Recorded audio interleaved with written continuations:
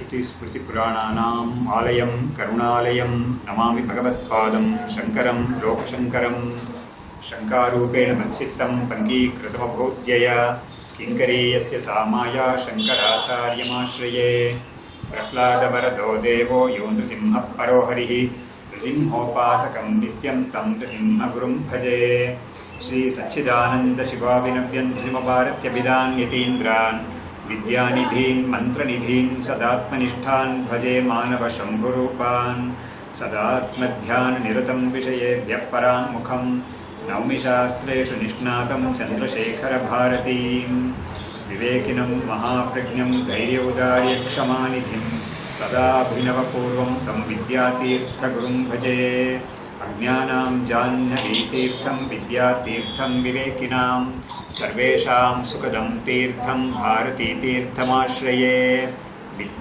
विद्याविनयसम्पन्नं वीतरागं विवेकिनं वन्दे वेदान्ततत्त्वज्ञं विदुशेखरभारतीं नमामि यामिनीलातलेखालङ्कृतकुन्तलां भवानीं भवसन्तापनिर्वापणसुधानदीम्। सो ಮೊದಲನೇ ಶ್ಲೋಕ ಹೇಳಿಬಿಟ್ಟು ಮುಂದಕ್ಕೆ ಹೋಗೋಣ.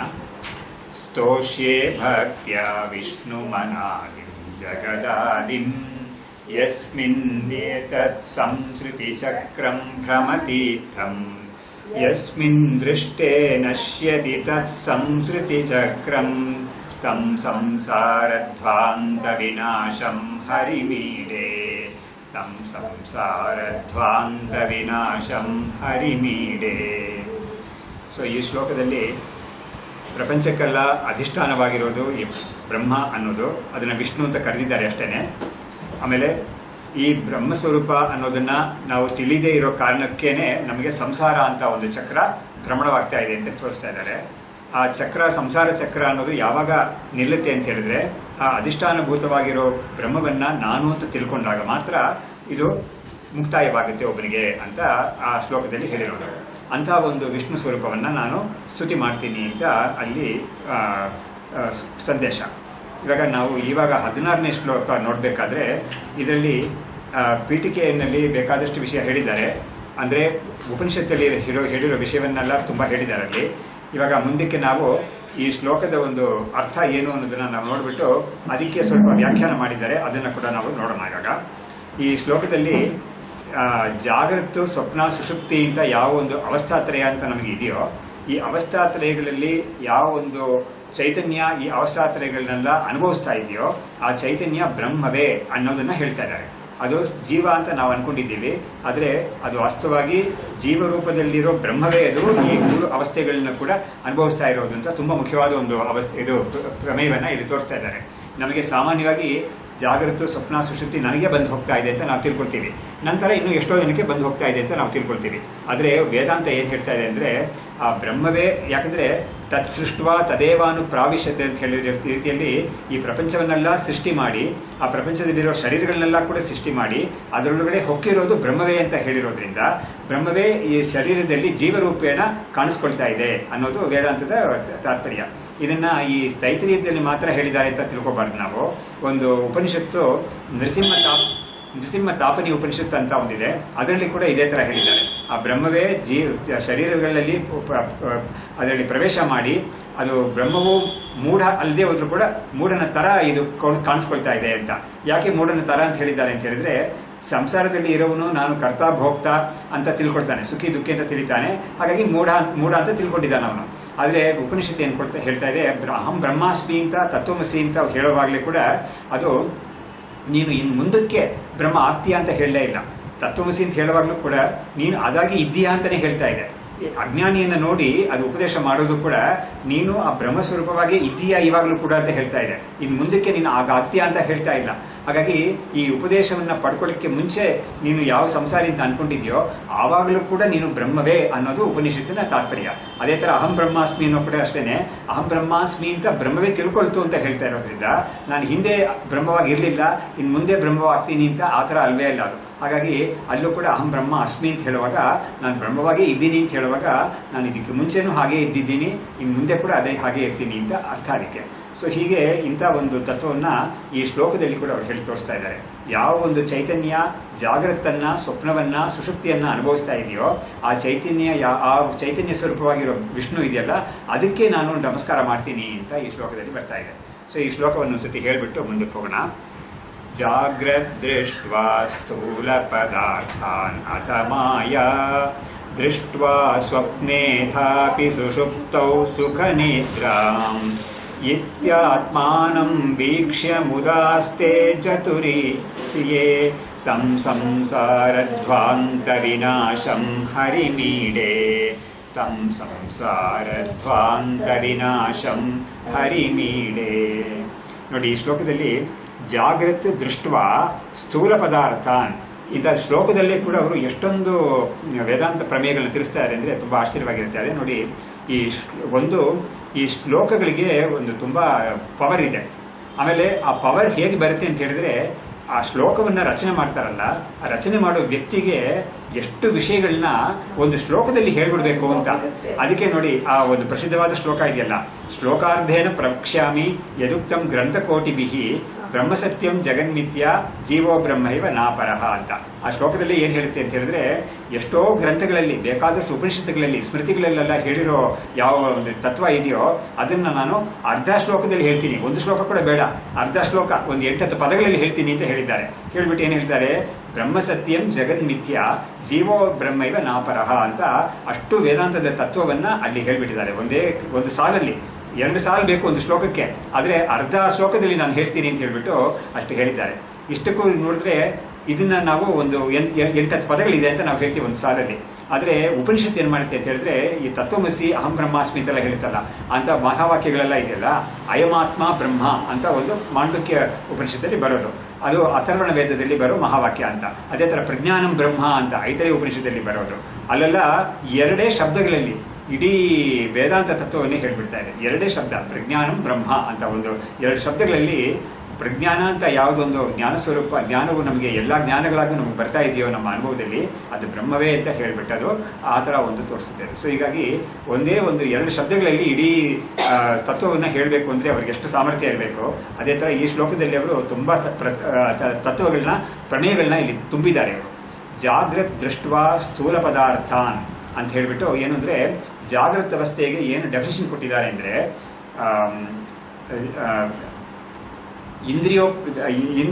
ಅಂದ್ರೆ ಇಂದ್ರಿಯ ವಿಷಯೋಪಲಬ್ಧಿ, ಅಂದ್ರೆ ಇಂದ್ರಿಯಗಳಿಂದ ನಾವು ವಿಷಯಗಳನ್ನ ತಿಳ್ಕೊಳ್ತೀವಲ್ಲ, ಇದಕ್ಕೆ ಜಾಗೃತ ಅವಸ್ಥೆ ಅಂತ ಹೇಳಿದ್ದಾರೆ. ಹಾಗಾದ್ರೆ ಏನಾಯ್ತು, ಜಾಗೃತ ಅವಸ್ಥೆಯಲ್ಲಿ ಒಂದು ವ್ಯಕ್ತಿ ಇರ್ತಾನೆ, ನಮ್ಮ ಶರೀರ ಸಮೇತ ನಾವಿರ್ತೀವಿ, ಬುದ್ಧಿಯೂ ಇರುತ್ತೆ, ಮನಸ್ಸು ಇರುತ್ತೆ, ಆಮೇಲೆ ಪ್ರಾಣ ಇರುತ್ತೆ, ಎಲ್ಲವೂ ಇರುತ್ತೆ, ಕೆಲಸ ಮಾಡ್ತಾ ಇರುತ್ತೆ. ಅವಾಗ ಹೊರಗಡೆ ಇರೋ ವಸ್ತುಗಳೆಲ್ಲ ನಾವು ಏನ್ ಮಾಡ್ತೀವಿ, ಇಂದ್ರಿಯಗಳ ಮುಖಾಂತರ ಅದನ್ನ ಗ್ರಹಿಸಿ ಅನುಭವಿಸ್ತಾ ಇರ್ತೀವಿ. ಇದಕ್ಕೆ ಇದು ಇಂದ್ರಿಯ ವಿಷಯೋಪಲಬ್ಧಿ ಜಾಗರಣಂ ಅಂತ ಅದಕ್ಕೆ ಡೆಫಿನಿಷನ್ ಕೊಟ್ಟಿದ್ದಾರೆ. ಅಂದ್ರೆ ಏನಾಯ್ತು, ಇಂದ್ರಿಯಗಳ ಮುಖಾಂತರ ವಿಷಯಗಳನ್ನ, ವಿಷಯ ವಸ್ತುಗಳನ್ನ, ಶಬ್ದ ಸ್ಪರ್ಶ ರೂಪ ರಸಗಂಧ ಅಂತ ವಿಷಯಗಳಿದೆಯಲ್ಲ, ಅವುಗಳನ್ನ ನಾವು ಗ್ರಹಿಸಿ ಅನುಭವಿಸ್ತೀವಲ್ಲ, ಇದಕ್ಕೆ ಜಾಗೃತ ಅವಸ್ಥೆ ಅಂತ ಹೇಳಿದ್ದಾರೆ. ಅದನ್ನ ಇವರು ಇಲ್ಲಿ ಹೇಳ್ತಾ ಇದ್ದಾರೆ. ಜಾಗೃತ ದೃಷ್ಟ್ವಾ ಸ್ಥೂಲ ಪದಾರ್ಥಾನ್, ಜಾಗೃತ ಅವಸ್ಥೆಯಲ್ಲಿ ಸ್ಥೂಲ ಪದಾರ್ಥಗಳನ್ನ ನಾವು ನೋಡ್ತೀವಿ. ಸರಿ, ಹಾಗಾದ್ರೆ ಸ್ವಪ್ನಾವಸ್ಥೆಯಲ್ಲಿ ನಾವೇನ್ ಮಾಡ್ತೀವಿ ಅಂತ ಹೇಳಿದ್ರೆ, ಅದಕ್ಕೆ ಹೇಳ್ತಾ ಇದ್ದಾರೆ ಅಥ ಮಾಯಾ ದೃಷ್ಟ್ವಾ ಸ್ವಪ್ನೆ ಅಂತ. ಅಂದ್ರೆ ಈ ಸ್ವಪ್ನದಲ್ಲಿ ನಾವು ನೋಡ್ತೀವಲ್ಲ ವಸ್ತುಗಳೆಲ್ಲ, ಅದೆಲ್ಲ ಈ ಸ್ಥೂಲವಾಗಿರೋ ವಸ್ತುಗಳೆಲ್ಲ, ಅದು ಸೂಕ್ಷ್ಮವಾಗಿರೋದು. ಮಾಯಾ ಅಂದ್ರೆ ವಾಸನೆಯಿಂದ ನಿರ್ಮಿತವಾಗಿರೋದು, ವಾಸನಾ ಕಲ್ಪಿತವಾದ ವಸ್ತುಗಳು ಅದೆಲ್ಲ. ಹಾಗಾಗಿ ಸ್ವಪ್ನದಲ್ಲಿ ನಾವು ನೋಡ್ತಾ ಇರೋ ವಸ್ತುಗಳೆಲ್ಲ ಈ ಮಾಯಾ ಅಂತ ಹೇಳ್ಬಿಟ್ರು. ಯಾಕೆ ಮಾಯಾ ಅಂತ ಹೇಳಿದ್ದಾರೆ, ಅದಕ್ಕೆ ಕಾರಣನೂ ಏನ್ ಇದೆ, ಅದನ್ನು ಇವರೇ ಕೂಡ ಇದರಲ್ಲಿ ವ್ಯಾಖ್ಯಾನದಲ್ಲಿ ಹೇಳ್ತಾರೆ. ಅಂದ್ರೆ ಮಾಯಾ ಅಂತ ಯಾಕೆ ಹೇಳಿದ್ದಾರೆ ಅಂದ್ರೆ, ಸ್ವಪ್ನದಲ್ಲಿ ನಾವು ಕಾಣುವ ವಸ್ತುಗಳೆಲ್ಲ ಆ ಸಮಯದಲ್ಲಿ ನಮಗೆ ಇದೆ ಅಂತ ನಮಗೆ ಅನಿಸಿದ್ರು ಕೂಡ, ಎಚ್ಚರ ಆಗಿದ ಮೇಲೆ ಅವುಗಳೆಲ್ಲ ಯಾವುದೂ ಇಲ್ಲ ಅಂತ ನಾವು ತಿಳ್ಕೊಳ್ತೀವಿ. ಅಷ್ಟು ಮಾತ್ರ ಅಲ್ಲ, ನಾನು ಯಾವ ಸಮಯದಲ್ಲಿ ಅದನ್ನು ನೋಡಿದ್ನೋ ಆವಾಗಲೂ ಕೂಡ ಅವುಗಳು ಇರಲಿಲ್ಲ ಅಂತ ನಮಗೆ ತಿಳುವಳಿಕೆ, ನಮಗೆ ಯಾರು ಹೇಳ್ಕೊಡ್ಬೇಕಾಗಿಲ್ಲ. ಉದಾಹರಣೆಗೆ ನೋಡಿ, ನಾವು ಚೆನ್ನಾಗಿ ನಿದ್ದೆ ಮಾಡ್ತಾ ಇರುವಾಗ ನಾವು ಸ್ವಪ್ನ ಯಾರು ಮನೆಗೆ ಬಂದು ಹೋಗಿರ್ತಾರೆ ಇದ್ಕೊಂಡ, ಅವ್ರು ಬಂದಿದ್ದಾರ ನಮಗೆ ಗೊತ್ತೇ ಇಲ್ಲ. ಹಾಗಾಗಿ ನಮ್ಮ ಪಾಲಿಗೆ ಅದೆಲ್ಲ ಇರಲೇ ಇಲ್ಲ ಆ ಸಮಯದಲ್ಲಿ. ಅದು ಎಚ್ಚರ ಆದ್ಮೇಲೆ ಯಾರೋ ಹೇಳ್ತಾರೆ, ಹಾಗಾದ್ರೆ ಬಂದು ಹೋದ್ರ ಅಂತ ನಾವು ಹೇಳ್ತೀವಿ. ಆ ಸಮಯದಲ್ಲಿ ನಾವು ನೋಡೇ ಇಲ್ಲ ಅವ್ರನ್ನೆಲ್ಲ. ಅದೇ ತರ ಸ್ವಪ್ನದಲ್ಲಿ ಕೂಡ ಏನಾಗುತ್ತೆ ಅಂತ ಹೇಳಿದ್ರೆ, ಸ್ವಪ್ನದಲ್ಲಿ ನಮಗೆ ನಾವು ನಮ್ಮ ಮನೆಗೆ ಯಾರೋ ಬಂದಿದ್ದಾರೆ ಅಂತ ನಾವು ಒಂದು ದೃಶ್ಯ ನೋಡ್ತೀವಿ. ಸ್ವಪ್ನದಲ್ಲಿ ಯಾರೋ ಬಂಧುಗಳೆಲ್ಲ ಬಂದಿದ್ದಾರೆ ಅಂತ. ಎಚ್ಚರ ಆದ್ಮೇಲೆ ನೋಡಿದ್ರೆ, ಎಚ್ಚರ ಆದ್ಮೇಲೆ ನಮ್ಗೆ ಗೊತ್ತಾಗುತ್ತೆ ಯಾರೋ ಬೇರೆ ಬೇರೆ ಊರುಗಳಿಂದ ಬಂದವರು ನಮ್ಮನೆಗೆ ಬಂದಿದ್ದಾರೆ ಅಂತ ನಾವು ಅನ್ಕೊಂಡಿರ್ತೀವಿ ಸ್ವಪ್ನದಲ್ಲಿ. ಅವ್ರನ್ನೆಲ್ಲ ನೋಡಿ ನಾವು ಮಾತಾಡ್ತೀವಿ, ಎಲ್ಲ ಮಾಡಿರ್ತೀವಿ. ಆದ್ರೆ ಎಚ್ಚರ ಆಗಿದ ತಕ್ಷಣ ಅವ್ರು ಯಾರು ಇಲ್ವೇ ಇಲ್ಲ, ಅವರ ಯಾರು ಕೂಡ ಅವಾಗ ಬರಲೂ ಇಲ್ಲ ಅಂತ ನಮ್ಗೆ ಗೊತ್ತಾಗುತ್ತೆ. ಯಾಕಂದ್ರೆ ನಮ್ಗೇನು ಯಾರನ್ನು ವೆರಿಫೈ ಮಾಡಬೇಕಾದ ಅವಶ್ಯಕತೆ ಇಲ್ಲ. ಯಾಕಂದ್ರೆ ನಮಗೆ ನಮ್ಮ ಮನಸ್ಸಲ್ಲಿ ಕಲ್ಪಿತವಾದ್ದು ಅದೆಲ್ಲ ಕೂಡ, ಅದರಿಂದ ಸತ್ಯವಲ್ಲ ಅಂತ ನಮ್ಗೆ ಗೊತ್ತಾಗುತ್ತೆ. ಅವಾಗ ಮಾಯಾ ಅಂತ ಅದನ್ನೇ ಹೇಳಿದ್ದಾರೆ. ಅದು ಸತ್ಯವಲ್ಲ ಅಂತ ತಿಳಿಸಕ್ಕೆ ಒಂದೇ ಒಂದು ಶಬ್ದದಲ್ಲಿ ಇವರು ಮಾಯಾ ಅಂತ ಹಾಕ್ಬಿಟ್ಟವರು. ಸೊ ಸ್ವಪ್ನಾವಸ್ಥೆಯಲ್ಲಿ ನಮಗೆ ವಸ್ತುಗಳೆಲ್ಲ ಯಾವುದಿದೆಯೋ ಅದೆಲ್ಲ ಈ ವಾಸನಾ ಕಲ್ಪಿತವಾದ ವಸ್ತುಗಳು. ಅಷ್ಟು ಮಾತ್ರ ಅಲ್ಲ, ಈ ವಾಸನಾ ಕಲ್ಪಿತವಾದ ವಸ್ತುಗಳೆಲ್ಲ ನಾವು ಯಾವ ಒಂದು ಇಂದ್ರಿಯಗಳಿಂದ ಅನುಭವಿಸ್ತೀವೋ ಸ್ವಪ್ನದಲ್ಲಿ, ಅವುಗಳು ಕೂಡ ವಾಸನಾ ಕಲ್ಪಿತ ಇಂದ್ರಿಯಗಳು. ಇವಾಗ ಏನಾಗುತ್ತೆ, ಜಾಗೃತದಲ್ಲಿ ನಮಗೆ ಒಂದು ಶರೀರ, ಇಂದ್ರಿಯಗಳು, ಮನಸ್ಸು ಎಲ್ಲ ಸೇರ್ಕೊಂಡಿರೋ ಒಂದು ವ್ಯಕ್ತಿ ಅಂತ ಯಾವುದಿದಾನೋ ಅದೇ ತರ ಒಂದು ವ್ಯಕ್ತಿಯನ್ನ ಸ್ವಪ್ನದಲ್ಲಿ ಕೂಡ ಕಲ್ಪನೆ ಮಾಡಿಬಿಡುತ್ತೆ ಈ ಅಂತಃಕರಣ, ಮನಸ್ಸು ಅನ್ನೋದು. ಆ ವ್ಯಕ್ತಿಯನ್ನು ಕಲ್ಪನೆ ಮಾಡುತ್ತೆ. ಅವನಿಗೆ ಜೀವ ಅಥವಾ ಪ್ರಮಾತೃ ಅಂತ ಹೇಳ್ತಾರೆ. ಅದು ಬಿಟ್ಟು ಪ್ರಮೇಯವಾದ ವಸ್ತುಗಳನ್ನು ಕಲ್ಪನೆ ಮಾಡಿಬಿಡುತ್ತೆ, ಪ್ರಮಾಣಗಳನ್ನು ಕೂಡ ಸೇರಿಸಿ ಕಲ್ಪನೆ ಮಾಡಿಬಿಡುತ್ತೆ ಅದು. ಹಾಗಾದ್ರೆ ಏನಾಯ್ತು, ಅದು ಕಲ್ಪನೆ ಮಾಡುವಾಗ ಈ ಕಂಪ್ಲೀಟ್ ಆಗಿ ಎಲ್ಲವೂ ಯಾವುದೂ ಕೊರತೆ ಇಲ್ಲದೆ ಅಷ್ಟನ್ನು ಕಲ್ಪನೆ ಮಾಡಿಬಿಡುತ್ತೆ ಅದು. ಹಾಗಾಗಿ ನಮಗೆ ಜಾಗೃತ ಅವಸ್ಥೆಯಲ್ಲಿ ನೋಡ್ತಾ ಇರೋ ತರನೇ ನಮ್ಗೆ ಅನಿಸುತ್ತೆ ಯಾವಾಗಲೂ ಕೂಡ. ಆದ್ರೆ ಆ ಸಮಯದಲ್ಲಿ ನಮಗೆ ಅದು ಸ್ವಪ್ನ ಅಂತ ಅನಿಸೋದೇ ಇಲ್ಲ. ಆದ್ರೆ ಎಚ್ಚರ ಆಗಿದ್ಮೇಲೆ ಮಾತ್ರ ನಮ್ಗೆ ಗೊತ್ತಾಗುತ್ತೆ, ಹಾಗಾದ್ರೆ ನಾನು ಆಮೇಲೆ ಉಳಿದ ವ್ಯಕ್ತಿಗಳು, ಆಮೇಲೆ ಏನೇನೋ ವಸ್ತುಗಳು, ಆಮೇಲೆ ಏನೋ ಘಟನೆ ನಡೀತಲ್ಲ, ಅದು ಎಲ್ಲವೂ ಕೂಡ ನಮಗೆ ಮಿಥ್ಯಾ ಅಂತ ನಮಗೆ ಹೆಸರು ಆದ್ಮೇಲೆ ಗೊತ್ತಾಗುತ್ತೆ. ಅವಾಗ ಏನಾಯ್ತು, ಹಾಸಿಗೆಯಲ್ಲಿ ಮಲಗಿದ್ದವನು ಬೈದಾನಲ್ಲ, ಇಡೀ ಸ್ವಪ್ನವನ್ನ ಅನುಭವಿಸಿದವನು ಅವನು ಮಾತ್ರ ಸತ್ಯ. ಆದ್ರೆ ಅವನು ಏನನ್ನ ಅನುಭವಿಸಿದನೋ ಅದೆಲ್ಲ ಕೂಡ ಖಂಡಿತ ಸತ್ಯವಲ್ಲ ಅಂತ ನಮ್ಗೆ ಗೊತ್ತಾಗುತ್ತೆ. ಸೊ ಹೀಗೆ ಮಾಯಾ ದೃಷ್ಟ್ವಾ ಸ್ವಪ್ನೆ. ಹಾಗಾಗಿ ಅದಕ್ಕೇನೆ ಈ ಮಾಂಡುಕ್ಯ ಉಪನಿಷತ್ ಕೂಡ ಈ ಜೀವನನ್ನ, ಸ್ವಪ್ನದ ಅವಸ್ಥೆಯನ್ನ ಹೇಳುವಾಗ ಜಾಗೃತ ಅವಸ್ಥೆಯಲ್ಲಿ ಹೇಗೆ 19 ಮುಖ ಅಂತ ಹೇಳುತ್ತೆ. ಅಂದ್ರೆ ಅದರ ಮುಖದಿಂದ ಅವುಗಳಿಂದ ನಾನು ಹೊರಗಡೆ ವಸ್ತುವನ್ನು ನಾವು ಅನುಭವಿಸ್ತೀವಿ. ಅಂದ್ರೆ 19ರಲ್ಲಿ 5 ಕರ್ಮೇಂದ್ರಿಯಗಳು, 5 ಜ್ಞಾನೇಂದ್ರಿಯಗಳು, ಆಮೇಲೆ ಬುದ್ಧಿ, ಮನಸ್ಸು, ಅಹಂಕಾರ, ಚಿತ್ತ ಅಂತ 14 ಆಯ್ತು. ಪಂಚ ಪ್ರಾಣಗಳು, ಇವುಗಳೆಲ್ಲ ಸೇರ್ಕೊಂಡು 19 ಆಗುತ್ತೆ ಅದು. ಹೀಗೆ ಇದೆಲ್ಲ ಕೂಡ ಸ್ವಪ್ನದವಸ್ಥೆ ಕೂಡ ಅದನ್ನೆಲ್ಲ ಹೇಳುತ್ತೆ ಅದು. ಆದ್ರೆ ಜಾಗೃತ ಅವಸ್ಥೆಯಲ್ಲಿ ಇರೋ ಈ 19 ಇದೆಯಲ್ಲ, ಸ್ವಪ್ನದಲ್ಲಿ ಇರೋ 19 ಅದು ವಾಸನಾ ಕಲ್ಪಿತ. ಆದ್ರೆ ಜಾಗೃತದಲ್ಲಿ ಇರೋದು ಅದು ಡೈರೆಕ್ಟ್ ಆಗಿ ಸ್ಥೂಲವಾದ, ಅದು ಮಾಯೆಯಿಂದ ಕಲ್ಪಿತವಾಗಿರುತ್ತೆ ಅಥವಾ ಅವಿದ್ಯೆಯಿಂದ ಕಲ್ಪಿತವಾಗಿರುತ್ತೆ ಅದು, ಅಥವಾ ಮನಃ ಕಲ್ಪಿತ ಅಂತ ಹೇಳ್ಬೋದು. ಯಾವಾಗಲ ಸ್ವಪ್ನದಲ್ಲಿ ಇರೋ 19 ಕೂಡ. ಹಾಗಾದ್ರೆ ಸ್ವಪ್ನದಲ್ಲಿ ಅದು ಏನ್ ಮಾಡುತ್ತೆ, ಈ 19 ಇರೋ ವ್ಯಕ್ತಿಯನ್ನ ಕಲ್ಪನೆ ಮಾಡಿ ಅದ್ರ ಜೊತೆಗೆ ಅವನು ಯಾವ್ದಾವ್ದನ್ನೆಲ್ಲ ಬೇಕಿದೆಯೋ ಅಲ್ಲಿ ಅವುಗಳನ್ನೂ ಕೂಡ ಕಲ್ಪನೆ ಮಾಡಿ ನಮ್ಗೆ ತೋರಿಸ್ಬಿಡುತ್ತೆ, ಎಲ್ಲವನ್ನೂ ತೋರಿಸ್ಬಿಡುತ್ತೆ ನಮ್ಗೆ ಒಂದು ದೃಶ್ಯವಾಗಿ. ಇದು ವಿಶೇಷ ಆ ಸ್ವಪ್ನದ ಒಂದು ಆಶ್ಚರ್ಯ, ಅದಷ್ಟೊಂದು ಆಶ್ಚರ್ಯ ಅದು.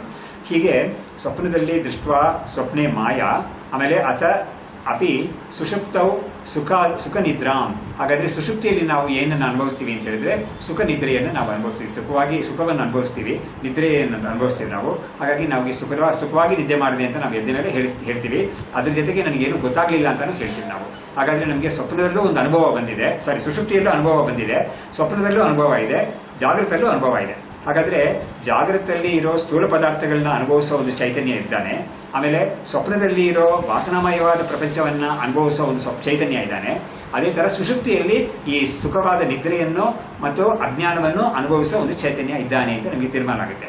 ಆ ಚೈತನ್ಯ ಬೇರೆ ಯಾರೂ ಅಲ್ಲ, ಅದು ಈ ಪರಮಾತ್ಮ ವಿಷ್ಣುನೇ ಅಂತ ಇಲ್ಲಿ ಹೇಳ್ತಾ ಇದ್ದಾರೆ. ಹಾಗಾಗಿ ಈ ಶ್ಲೋಕದಲ್ಲಿ ಅದೇ ಹೇಳ್ತಾ ಇದ್ದಾರೆ, ಇತಿ ಆತ್ಮಾನಂ ವೀಕ್ಷ್ಯ ಮುದಾಹಾತೆ. ಅಂದ್ರೆ ಈ ಒಂದು ಆತ್ಮಸ್ವರೂಪವನ್ನೇ ಹೀಗೆ ಯಾರು ಜ್ಞಾನ ಪಡ್ಕೊಂಡಿದ್ದಾರೋ ಅವರಿಗೆ ಗೊತ್ತಾಗುತ್ತೆ ಇದು ಮೂರು ಕೂಡ ಇರೋದು ನಾನೇನೇ ಅದು ಅಂತ ಗೊತ್ತಾಗುತ್ತೆ. ಹೀಗೆ ಆತ್ಮಾನಂ ವೀಕ್ಷ್ಯ ಮುದಾಹಾತೆ ತುರಿಯೆ. ಹಾಗಾದ್ರೆ ತುರಿಯ ಅವಸ್ಥೆ ಅಂತ ಯಾವುದಿದೆಯೋ ಅದರಲ್ಲಿ ಅವರು ಕೇವಲ ಆನಂದವನ್ನು ಅನುಭವಿಸ್ತಾರೆ. ತುರಿಯಾವಸ್ಥೆ ಅಂದ್ರೆ ಯಾವುದು, ಸಮಾಧಿ ಅವಸ್ಥೆಯಲ್ಲಿ, ಅಥವಾ ಒಂದು ವ್ಯಕ್ತಿ, ಒಂದು ವೇದಾಂತಿ ಚೆನ್ನಾಗಿ ವಿಚಾರ ಮಾಡಿ ಒಂದು ಶಕ್ತಿ ಇರೋನು ಆ ವಿಚಾರ ಅವಸ್ಥೆಯಲ್ಲಿ ಹೇಗೆ ನಮಗೆ ಭಗವತ್ಪಾದರು ಬೇರೆ ಬೇರೆ ಕಡೆ ಎಲ್ಲ ಹೇಳ್ಕೊಟ್ಟಿದ್ದಾರೋ ಅಂತ ರೀತಿಯಲ್ಲಿ, ಅಂದ್ರೆ ಈ ಪಂಚ ಇಂದ್ರಿಯಗಳಿಂದ ಮಾಡಲ್ಪಟ್ಟ ಅನುಭವಿಸಲ್ಪಡುವ ಈ ವಿಷಯಗಳು ಯಾವುದಿದೆಯೋ ಅದಕ್ಕೆಲ್ಲ ನಾನು ಸಾಕ್ಷಿಯಾಗಿದ್ದೀನಿ, ಪಂಚಕೋಶಗಳಿಗೆ ನಾನು ಸಾಕ್ಷಿಯಾಗಿದ್ದೀನಿ, ಅಂತಃಕರಣದಲ್ಲಿ ಯಾವ್ಯಾವ ಪರಿಣಾಮ ಆಗುತ್ತೋ ಅದಕ್ಕೆಲ್ಲ ನಾನು ಸಾಕ್ಷಿಯಾಗಿದ್ದೀನಿ, ಅವುಗಳು ನಾನು ಅಲ್ಲ ಅಂತ. ಮನೋಬುದ್ಧಿ ಅಹಂಕಾರ ಚಿತ್ತಾನಿ ನಾಹಂ ಅಂತ ಯಾವುದಿದೆಯೋ ಆ ರೀತಿಯಲ್ಲಿ ಯಾರು ಅನುಸಂಧಾನ ಮಾಡ್ತಾರೋ ಅವ್ರಿಗೂ ಕೂಡ ಈ ತುರಿಯಾವಸ್ಥೆಯಲ್ಲೇ ಅವ್ರು ಇಟ್ಕೊಂಡು ಹೇಳೋದು. ಅದನ್ನ ಅವ್ರು ಹೇಳೋದು ಯಾವುದು ಅಂತ ಹೇಳಿದ್ರೆ ಅದೆಲ್ಲ ಹೇಳೋದು ಈ ತುರಿಯಾವಸ್ಥೆಯಲ್ಲಿ ಇಟ್ಕೊಂಡು ಹೇಳೋದು. ಇದೇನಾಗುತ್ತೆ ಅಂದ್ರೆ ಪ್ರಾರಂಭದಲ್ಲಿ ನಾವು ಈ ಶ್ಲೋಕಗಳನ್ನ ಹೇಳ್ತಾ ಇರುವಾಗ ನಮಗೆ ಅಷ್ಟೊಂದು ಅದರಲ್ಲಿ ಇನ್ವಾಲ್ವ್ಮೆಂಟ್ ಬಂದಿರೋಲ್ಲ. ನಾವು ವೇದಾಂತವನ್ನ ನಾವಿನ್ನ ಅಭ್ಯಾಸ ಮಾಡಿ ಮಾಡಿ ನಮಗೂ ಒಂದು ಅಭ್ಯಾಸ ಆಗ್ತಾ ಏನಾಗುತ್ತೆ, ಈ ಶ್ಲೋಕಗಳಲ್ಲಿ ಹೇಳ್ತಾ ಇರುವಾಗಲೇ ನಮಗೆ ಅದರ ಒಂದು ಆಳವಾದ ಅನುಭವ ಕೂಡ ನಮಗೆ ಆಗುತ್ತೆ ಅದು. ಹಾಗಾಗಿ ಈ ತುರಿಯ ಅನ್ನೋ ಸ್ಥಿತಿಯಲ್ಲಿ ಇಟ್ಕೊಂಡೇ ನಾವು ಅದನ್ನ ಹೇಳ್ತಾ ಇದ್ದೀವಿ ಅಂತ ನಮಗೆ ಅವಾಗ ಅರಿವಾಗುತ್ತೆ ಅದು. ಒಬ್ರು ಕೇಳ್ಬೋದು ಯಾರಾದ್ರೂ, ನೋಡು ತುರಿಯ ಸ್ಥಿತಿಯಲ್ಲಿ ಇಟ್ಕೊಂಡು ಯಾರಾದ್ರೂ ಹೇಳಕ್ಕಾಗುತ್ತಾ ಯಾರಾದ್ರೂ ಅಂತ ಕೇಳ್ಬೋದು ಯಾರಾದ್ರೂ, ಸಮಾಧಿ ಸ್ಥಿತಿ ಅದರಲ್ಲಿ ಇಟ್ಕೊಂಡು ಯಾರಾದ್ರೂ ಹೇಳ್ಬೋದು ಅಂತ. ಹಾಗಾಗಿ ನಮಗೆ ಇದು ಎರಡು ರೀತಿಯಲ್ಲಿ ನಾವು ಇದನ್ನ ಬಗೆಹರಿಸಬಹುದು. ಒಂದು, ಈ ಸಮಾಧಿಯನ್ನ ಅಭ್ಯಾಸ ಮಾಡಿ ಯಾರು ಅದನ್ನ ಅನುಭವಿಸಿರ್ತಾರೋ ಅವರಿಗೆ ಆ ಸಮಯದಲ್ಲಿ ಅವ್ರು ಏನು ಹೇಳ್ಕೊಳ್ಳೋದಿಲ್ಲ, ಅದೆಲ್ಲ ಏನು ಮಾಡೋದೇ ಇಲ್ಲ. ಆದರೆ ಎಚ್ಚರ ಆದ್ಮೇಲೆ ಅವರಿಗೆ ನಾನು ಈ ತುರಿಯ ಸ್ಥಿತಿಯಲ್ಲಿ ಇದ್ದಿದ್ದೀನಿ ಅಂತ ಅವರಿಗೆ ಗೊತ್ತಾಗುತ್ತೆ ಅದು. ಅದೇ ತರನೇ ಈ ವಿಚಾರದಿಂದ ಈ ವಿವೇಕವನ್ನು ಮಾಡಿಕೊಂಡು ಯಾರು ಇದರಲ್ಲಿ ಆಳವಾಗಿದ್ದಾನೋ ಅವನಿಗೆ ಕೂಡ ನಾನು ತನ್ನನ್ನ ಈ ಪಂಚಕೋಶ ವಿಲಕ್ಷಣವಾದ ಆತ್ಮ, ಅದು ಮಹಾವಾಕ್ಯದಿಂದ ಗೊತ್ತಾಗಿರೋ ಬ್ರಹ್ಮವೇ ಅದು ನಾನು ಅಂತ ಅವನು ತಿಳ್ಕೊಂಡು ಹೇಳ್ತಾ ಇರ್ತಾನೆ. ಅವನಿಗೆ ಆ ತರ ಒಂದು ಆಳವಾದ ಒಂದು ವಿಚಾರವನ್ನ ಅವನು ಮಾಡ್ತಾ ಇರುವಾಗ ಅವನಿಗೆ ಹೊರಗಡೆ ಇರೋ ಪ್ರಪಂಚ ಅದೆಲ್ಲ ಅವನಿಗೇನು ಅವನಿಗೆ ಅರಿವು ಆಗ್ತಾ ಇದೆ ಅಂತ ನಾವು ಹೇಳಕ್ಕೆ ಆಗೋದಿಲ್ಲ. ಯಾಕಂದ್ರೆ ನೋಡಿ, ಸಾಮಾನ್ಯವಾಗಿ ಒಂದು ಒಳ್ಳೆ ತುಂಬಾ ಚೆನ್ನಾಗಿ ಭಾಷಣ ಮಾಡೋರನ್ನ ತಿಳ್ಕೊಳ್ಳೋಣ, ಅಥವಾ ತುಂಬಾ ಚೆನ್ನಾಗಿ ಹಾಡೋರು, ಕಚೇರಿಯಲ್ಲಿ ಹಾಡೋರು. ಈ ಕಚೇರಿಯಲ್ಲಿ ಹಾಡೋರು ಅಷ್ಟು ಒಂದು ನುರಿತ ವಿದ್ವಾನ್ ಅಂತ ನಾವು ಹೇಳೋಣ. ಅಂತವರು ಹಾಡಕ್ಕೆ ಶುರು ಮಾಡಿಬಿಟ್ರೆ ಅವರಿಗೆ ಎಷ್ಟೋ ಜನ ಹೇಳ್ಕೊಂಡಿದ್ದಾರೆ ಅವರೇನೆ, ನಮಗೆ ಆ ಕಚೇರಿಯಲ್ಲಿ ನಾನು ವೇದಿಕೆ ಮೇಲೆ ಇಟ್ಕೊಂಡು ಆಡ್ತಾ ಇರುವಾಗ ಪ್ರಪಂಚವೇ ಮರ್ತೋಗ್ಬಿಟ್ಟಿದೆ ನನಗೆ ಅಂತ ಹೇಳ್ತಾರೆ. ಇದೇ ತರ ಎಲ್ಲ ಕ್ಷೇತ್ರದಲ್ಲೂ ನಾವು ನೋಡ್ಬೋದು. ತುಂಬಾ ಇದರಲ್ಲಿ ರಿಸರ್ಚ್ ಅಲ್ಲಿ ಮಾಡ್ತಾ ಇರೋರು, ಲ್ಯಾಬ್ ಅಲ್ಲಿ ಅವರು ಒಂದು ತೀವ್ರವಾಗಿ ಒಂದು ಆಳವಾಗಿ ಒಂದು ಪ್ರಾಬ್ಲಮ್ ನ ಅವರು ಅದರಲ್ಲಿ ಇನ್ವಾಲ್ವ್ ಆಗಿರುವಾಗ ಅವ್ರಿಗೆ ಬೇರೆ ಎಲ್ಲ ಅವ್ರು ಮರ್ತೋಗ್ಬಿಟ್ಟಿರ್ತೀವಿ ಅವರಿಗೆ. ಅದಕ್ಕೆ ನಮ್ಮ ಗುರುಗಳು, ನಮ್ಮ sir C V Raman example ಕೂಡ ಹೇಳೋರು. ಆ ಸರ್ ಸಿ ವಿ ರಾಮನ್ ಅವರು ಮೈ ಮೇಲೆ ಏನ್ ಬಟ್ಟೆ ಹಾಕೊಂಡಿದ್ರು ಹಾಕೊಳ್ಳಿಲ್ಲ ಅನ್ನೋದು ಕೂಡ ಅವರಿಗೆ ಪ್ರಜ್ಞೆ ಇರಲಿಲ್ಲ ಒಂದು ಸಂದರ್ಭದಲ್ಲಿ ಅಂತ ಅವ್ರು ಹೇಳಿದ್ದಾರೆ. ಹೀಗಾಗಿ ಅವರು ಇಡೀ ಪ್ರಪಂಚವನ್ನೇ ಕೂಡ ಅವರ ಸಮಯದಲ್ಲಿ ಮರೆತಿರ್ತಾರೆ ಅಂತ ನಮಗೆ ಅಲ್ಲೂ ಸಿದ್ಧವಾಗುತ್ತೆ. ಹಾಗಾದ್ರೆ ಅವರೇನು ಸಮಾಧಿಯಲ್ಲಿ ಏನು ಇದ್ದಿರಲಿಲ್ಲ ಅವಾಗ. ಅದೇ ತರನೇ ಇಲ್ಲೂ ಕೂಡ ಈ ವೇದಾಂತ ವಿಚಾರವನ್ನ ಒಬ್ಬ ಆಳವಾಗಿ ಈ ಅನುಸಂಧಾನ ವೇದಾಂತದಲ್ಲಿ ಹೇಳಿಕೊಟ್ಟಿರೋ ರೀತಿಯಲ್ಲಿ ಭಗವತ್ಪಾದರು ಅದಕ್ಕೆ ಬೇಕಾದಷ್ಟು ಪ್ರಾಂಪ್ಟ್ ಅಂತ ಹೇಳ್ತಾರಲ್ಲ, ಪ್ರಾಂಪ್ಟಿಂಗ್ ಪ್ಯಾಸೇಜಸ್ ತುಂಬಾ ಕೊಟ್ಟಿದ್ದಾರೆ ಅವರು, ಶ್ಲೋಕಗಳಲ್ಲಿ ಭಾಷೆದಲ್ಲೆಲ್ಲ ಕೊಟ್ಟಿದ್ದಾರೆ. ಆ ರೀತಿಯಲ್ಲಿ ಒಬ್ಬ ಅನುಸಂಧಾನ ಮಾಡೋನಿಗೆ ಆ ಸಂದರ್ಭದಲ್ಲಿ ನಾನೇ ಆ ಸ್ವರೂಪ ಅಂತ ಅವನಿಗೆ ಚೆನ್ನಾಗಿ ಭಾಸವಾಗ್ತಾ ಇರುತ್ತೆ. ಹೀಗೆ ಯಾರು ತುರಿಯ ಸ್ವರೂಪದಲ್ಲಿ ತನ್ನ ಆತ್ಮನನ್ನ ನೋಡಿ ಆನಂದ ಪಡ್ತಾರೋ ತಮ್ಮ ಸಂಸಾರಧ್ವಾಂತ ವಿನಾಶಂ ಅಂತ ಹೇಳಿದ್ರೇನು, ಯಾವ ಒಂದು ಆತ್ಮ ಸ್ವರೂಪವನ್ನ ಈ ಮೂರು ಅವಸ್ಥೆಗಳಲ್ಲೂ ಇದೆಯೋ ಆ ಚೈತನ್ಯ ಸ್ವರೂಪ, ಆ ಚೈತನ್ಯ ಸ್ವರೂಪವೇ ಈ ವಿಷ್ಣು ಅಂತ ಇಲ್ಲಿ ಹೇಳ್ತಾ ಇದ್ದಾರೆ. ಆ ಒಂದು ಆತ್ಮ ಸ್ವರೂಪವನ್ನ ಅದೇ ಸಂಸಾರಧ್ವಾಂತ ವಿನಾಶಂ ಅಂತ ಆಯ್ತದೆ. ಹಾಗಾದ್ರೆ ಸಂಸಾರ ಅಂತ ಒಂದು ಕತ್ತಲೆ ಅಥವಾ ಅವಿದ್ಯೆ ಇದೆಯಲ್ಲ, ಆ ಅಜ್ಞಾನ, ಅದನ್ನ ಹೋಗ್ಲಾಡಿಸೋ ಒಂದು ಚೈತನ್ಯ ಅಥವಾ ಪರಮಾತ್ಮ ಅಂತ ಯಾವುದನ್ನ ಹೇಳ್ತಾ ಇದ್ದಾರೋ ಅದು ಬೇರೆ ಯಾರೂ ಅಲ್ಲ, ನಿನ್ನ ಆತ್ಮ ಸ್ವರೂಪವೇ ಅದು ಅಂತ ಇಲ್ಲಿ ಹೇಳ್ತಾ ಇದ್ದಾರೆ. ಆತ್ಮ ಸ್ವರೂಪದಲ್ಲಿ ನಾವು ನಿಂತ್ಕೊಂಡು ನೋಡಿದಾಗ ಅದಕ್ಕೇನೆ ನೋಡಿ, ಇದಕ್ಕೆ ನಮಗೆ ಬೇಕಾದಷ್ಟು ಭಗವತ್ಪಾದರೆ ಈ ಶ್ಲೋಕದಲ್ಲಿ ಭಗವತ್ಪಾದರೆ ಏನು ಹೇಳಿದಾರೋ ಇದನ್ನೇನೆ ಅಂದ್ರೆ ಈ ಅರ್ಥವನ್ನೇನೆ ಅವರು ವಿವೇಕಚೂಡಾಮಣಿಯಲ್ಲಿ ಹೇಳಿದ್ದಾರೆ. ಒಂದು ಕಡೆ ಅಲ್ಲಿ ಹೇಗೆ ಬರುತ್ತೆ ಅಂದ್ರೆ ಕೊನೆಯಲ್ಲಿ ಬರುತ್ತೆ ಅದು, ನಾರಾಯಣೋಹಂ ನರಕಾಂತಕೋಹಂ ಅಂತ ಹೇಳ್ಬಿಟ್ಟು ಪುರಾಂತಕೋಹಂ ಅಂತೆಲ್ಲ ಬರುತ್ತೆ ಆ ಶ್ಲೋಕದಲ್ಲಿ. ಅಲ್ಲಿ ಏನ್ ಹೇಳುತ್ತೆ ಅಂತ ಹೇಳಿದ್ರೆ, ನಾನೇ ನಾರಾಯಣ. ಯಾವ ನಾರಾಯಣ? ನರಕಾಸುರನನ್ನ ವಧೆ ಮಾಡಿದ್ದ ನರಕಾಸುರ ಕತೆ ಗೊತ್ತಲ್ವಾ, ದೀಪಾವಳಿಗೆ ನಾವು ಹೇಳ್ತೀವಲ್ಲ, ಆ ನರಕಾಸುರನನ್ನ ವಧೆ ಮಾಡಿದ್ದು ನಾರಾಯಣ ನಾನೇ ಅಂತ ಅಲ್ಲಿ ಒಂದು ಜ್ಞಾನಿ ಹೇಳ್ಕೊಳ್ತಾನೆ. ಆತ್ಮಸ್ವರೂಪದ ಅನುಭವವನ್ನು ಪಡ್ಕೊಂಡಿರೋ ಆ ಮುಂಚೆ ಸಾಧಕನಾಗಿದ್ದವನು ಇವಾಗ ಅವನು ಆತ್ಮಜ್ಞಾನಿ ಆಗಿದ್ದಾನೆ. ಅವನು ಹೇಳ್ಕೊಳ್ತಾನೆ ತನ್ನ ಅನುಭವವನ್ನ, ನಾನು ನಾರಾಯಣ, ನರಕಾಂತಕ ನಾನು, ತ್ರಿಪುರಗಳೆಲ್ಲ ನಾಶ ಮಾಡಿದ ಶಿವ ನಾನು ಅಂತೆಲ್ಲ ಹೇಳ್ಕೊಳ್ತಾನೆ ಅವನು. ಹಾಗಾದ್ರೆ ಏನ್ ಅರ್ಥ ಅಂತ ಹೇಳಿದ್ರೆ, ಅಲ್ಲಿ ಈ ನರಕ ಅಂತ ಹೇಳಿರೋದು ಒಂದು ಅಸುರ ಅಂತ ನಾವು ತಿಳಿಬಾರ್ದು. ಅಲ್ಲಿ ಅಂತ ಕಾಂಟೆಕ್ಸ್ಟ್ ಅಲ್ಲಿ ಅದು ಅಜ್ಞಾನ ಅಥವಾ ಅವಿದ್ಯೆ, ಸಂಸಾರವನ್ನ ನಮಗೆ ತಂದು ಕೊಟ್ಟಿದ್ದಲ್ಲ ಅದು ಅಂತ. ಅದನ್ನ ಇವನು ಹೋಗ್ಲಾಡಿಸ್ಕೊಂಡಿದ್ದಾನೆ. ಅದನ್ನ ಹೋಗ್ಲಾಡಿಸಿದ್ ಯಾರು? ನಾರಾಯಣ ಅಂತ. ಆ ನಾರಾಯಣ ಅನ್ನೋದು ಯಾರು ಹಂಗಿದ್ರೆ ಆ ಕಾಂಟೆಕ್ಸ್ಟ್ ಅಲ್ಲಿ ಯಾರು ಅಂತ ಹೇಳಿದ್ರೆ ಈ ಅಖಂಡಾಕಾರ ವೃತ್ತಿ ಆತ್ಮ ಚೈತನ್ಯವೇ ನಾರಾಯಣ ಅನ್ನೋದು. ಹಾಗಾಗಿ ಆ ನಾರಾಯಣ ನಾನು ಅಂತ ಹೇಳುವಾಗ ಅವನು ನಾನು ಲಕ್ಷ್ಮೀಪತಿ ಅಂದ್ರೆ ಅದರಿಂದ ಮಲಗಿರೋನು ಅಂತ ಅರ್ಥ ಬರೋದೇ ಇಲ್ಲ ಅಂತ ಕಡೆ. ಹಾಗಾಗಿ ಅಂತ ಒಂದು ನಾರಾಯಣ ನಾನು ಅಂತ ಹೇಳ್ತಾರೆ. ಸೊ ಭಗವತ್ಪಾದರು ಈ ಶ್ಲೋಕದಲ್ಲಿ ಯಾರು ಈ ಮೂರು ಅವಸ್ಥೆಗಳನ್ನು ಅನುಭವಿಸೋನು, ಅದು ಬಿಟ್ಟು ತುರಿಯ ಸ್ವರೂಪವನ್ನು ಕೂಡ ಈ ತುರಿಯ ಅವಸ್ಥೆಯಲ್ಲಿ ಅದು ಸಮಾಧಿಯಾಗಲಿ ಅಥವಾ ಈ ತರ ಒಂದು ಆಳವಾದ ವೇದಾಂತ ವಿಚಾರದಲ್ಲಾಗ್ಲಿ ಯಾರು ಅನುಭವಿಸ್ತಾನೋ ಅವನನ್ನ ಕುರಿತು ಅವನನ್ನ ಹೇಳ್ತಾ ಇದ್ದಾರೆ ಇವರು. ಅದೇ ಸಂಸಾರ ಧ್ವಾಂತವನ್ನ ಹೋಗ್ಲಾಡಿಸೋ ಚೈತನ್ಯ ಅದೇನೇ ಅಂತ ಹೇಳ್ತಾ ಇದ್ದಾರೆ. ಹಾಗಾದ್ರೆ ಇಲ್ಲಿ ವಿವೇಕಚೂಡಾಮಣಿಯಲ್ಲಿ ಕೂಡ ಹೇಳಿದ್ದು ಕೂಡ ಇದೇ ತರ ಅರ್ಥದಲ್ಲೇ ಅವರು ಹೇಳಿದ್ದಾರೆ. ಅವರು ಆ ಚೈತನ್ಯ ನಾನೇನೆ ಅಂತ. ಹಾಗಾದ್ರೆ ಈ ಒಂದು ಅಜ್ಞಾನ ಅಂತ ಒಂದು ಯಾವುದು ಒಂದು ಅವಿದ್ಯೆ ಅಂತ ಯಾವುದಿದೆಯೋ ಅದನ್ನ ನಾಶ ಮಾಡಿರೋ ಚೈತನ್ಯ ಸ್ವರೂಪ ನಾನೇ ಅಂತ ಅವನು ಹೇಳ್ಕೊಳ್ತಾನೆ. ಅದೇ ತರನೇ ಇಲ್ಲೂ ಕೂಡ ಹೇಳಿದ್ದಾರೆ ಭಗವತ್ಪಾದರು. ಸೊ ಇಲ್ಲಿ ಈ ವ್ಯಾಖ್ಯಾನದಲ್ಲಿ ಅವರು ಹೇಳ್ತಾ ಇದ್ದಾರೆ, ಜಾಗರಿತೆ ವರ್ತಮಾನಃ ಯಹ ಸ್ಥೂಲ ಪದಾರ್ಥಾನ್ ಪಂಚೀಕೃತ ಭೂತಕಾರ್ಯ ರೂಪಾನ್ ದೃಷ್ಟ್ವಾ ಅನುಭೂಯ ಅಂತ. ಹಾಗಾದ್ರೆ ಯಾರು ಅಂತ ಹೇಳಿದ್ರೆ ಜಾಗೃತ ಅಂತ ಹೇಳಿದ್ರೆ ಜಾಗೃತ ಅವಸ್ಥೆಯಲ್ಲಿ ಯಾರು ಈ ಸ್ಥೂಲ ಪದಾರ್ಥಗಳೆಲ್ಲ ಅನುಭವಿಸ್ತಾನೋ, ಸ್ಥೂಲ ಪದಾರ್ಥ ಅಂದ್ರೆ ಯಾವುದು? ಪಂಚೀಕೃತ ಭೂತ ಕಾರ್ಯ ರೂಪಾನ್ ಅಂದ್ರೆ ಪಂಚೀಕೃತವಾದ ಮೇಲೆ ಪಂಚಭೂತಗಳೆಲ್ಲ ಅದ್ರ ಉಂಟಾಗುವಾಗ ಅಪಂಚೀಕೃತವಾಗಿರುತ್ತೆ. ಅದು ಅವುಗಳು ಪ್ರಪಂಚವನ್ನ ಸೃಷ್ಟಿ ಮಾಡಕ್ಕೆ ಅದಕ್ಕೆ ಸಾಮರ್ಥ್ಯ ಇಲ್ಲ. ಅವುಗಳು ಪಂಚೀಕರಣ ಅಂತ ಒಂದಕ್ಕೊಂದು ಕೂಡಿಕೊಂಡು ಎಲ್ಲ ಈ ತರ ಆದ್ಮೇಲೆನೆ ಅದು ಈ ಸ್ಥೂಲವಾದ ಪ್ರಪಂಚವನ್ನ ಅದು ಮಾಡಕ್ಕೆ ಆಗುತ್ತೆ ಅಂತ ವೇದಾಂತದಲ್ಲಿ ಹೇಳಿದ್ದಾರೆ. ಅದನ್ನ ಇಲ್ಲಿ ಹೇಳ್ತಾ ಇದ್ದಾರೆ. ಆ ಪಂಚೀಕೃತವಾದ ಮೇಲೆ ಆಗಿರೋ ಈ ಭೂತ ಕಾರ್ಯ, ಪಂಚಭೂತ ಕಾರ್ಯ ಅಂತ ಯಾವ್ದಿದೆಯೋ ಈ ಪ್ರಪಂಚ, ಸ್ಥೂಲ ಪ್ರಪಂಚ ಅಂತ, ಅದನ್ನ ಇವನು ದೃಷ್ಟ್ವ ಅಂದ್ರೆ ಏನು? ಅನುಭೂಯ ಅಂತ, ಇಂದ್ರಿಯಗಳ ಮುಖಾಂತರ ಇದನ್ನ ಅನುಭವಿಸ್ತಾನೆ ಅಂತ. ಆಮೇಲೆ ಅನುಭೂಯ ಅಥ ಅನಂತರಂ, ಅಥ ಅಂತ ಶ್ಲೋಕದಲ್ಲಿ ಇದೆಯಲ್ಲ ಅದಕ್ಕೆ ಅರ್ಥ ಅನಂತರಂ ಅಂತ. ಅದಾದ್ಮೇಲೆ ಸ್ವಪ್ನೆ ಮಾಯಾಂ ಮಿಥ್ಯಾ ರಥ ಗಜಾದಿ ರೂಪಾನ್ ಅಂತ, ಅಂದ್ರೆ ವಾಸನಾಮಯಾನ್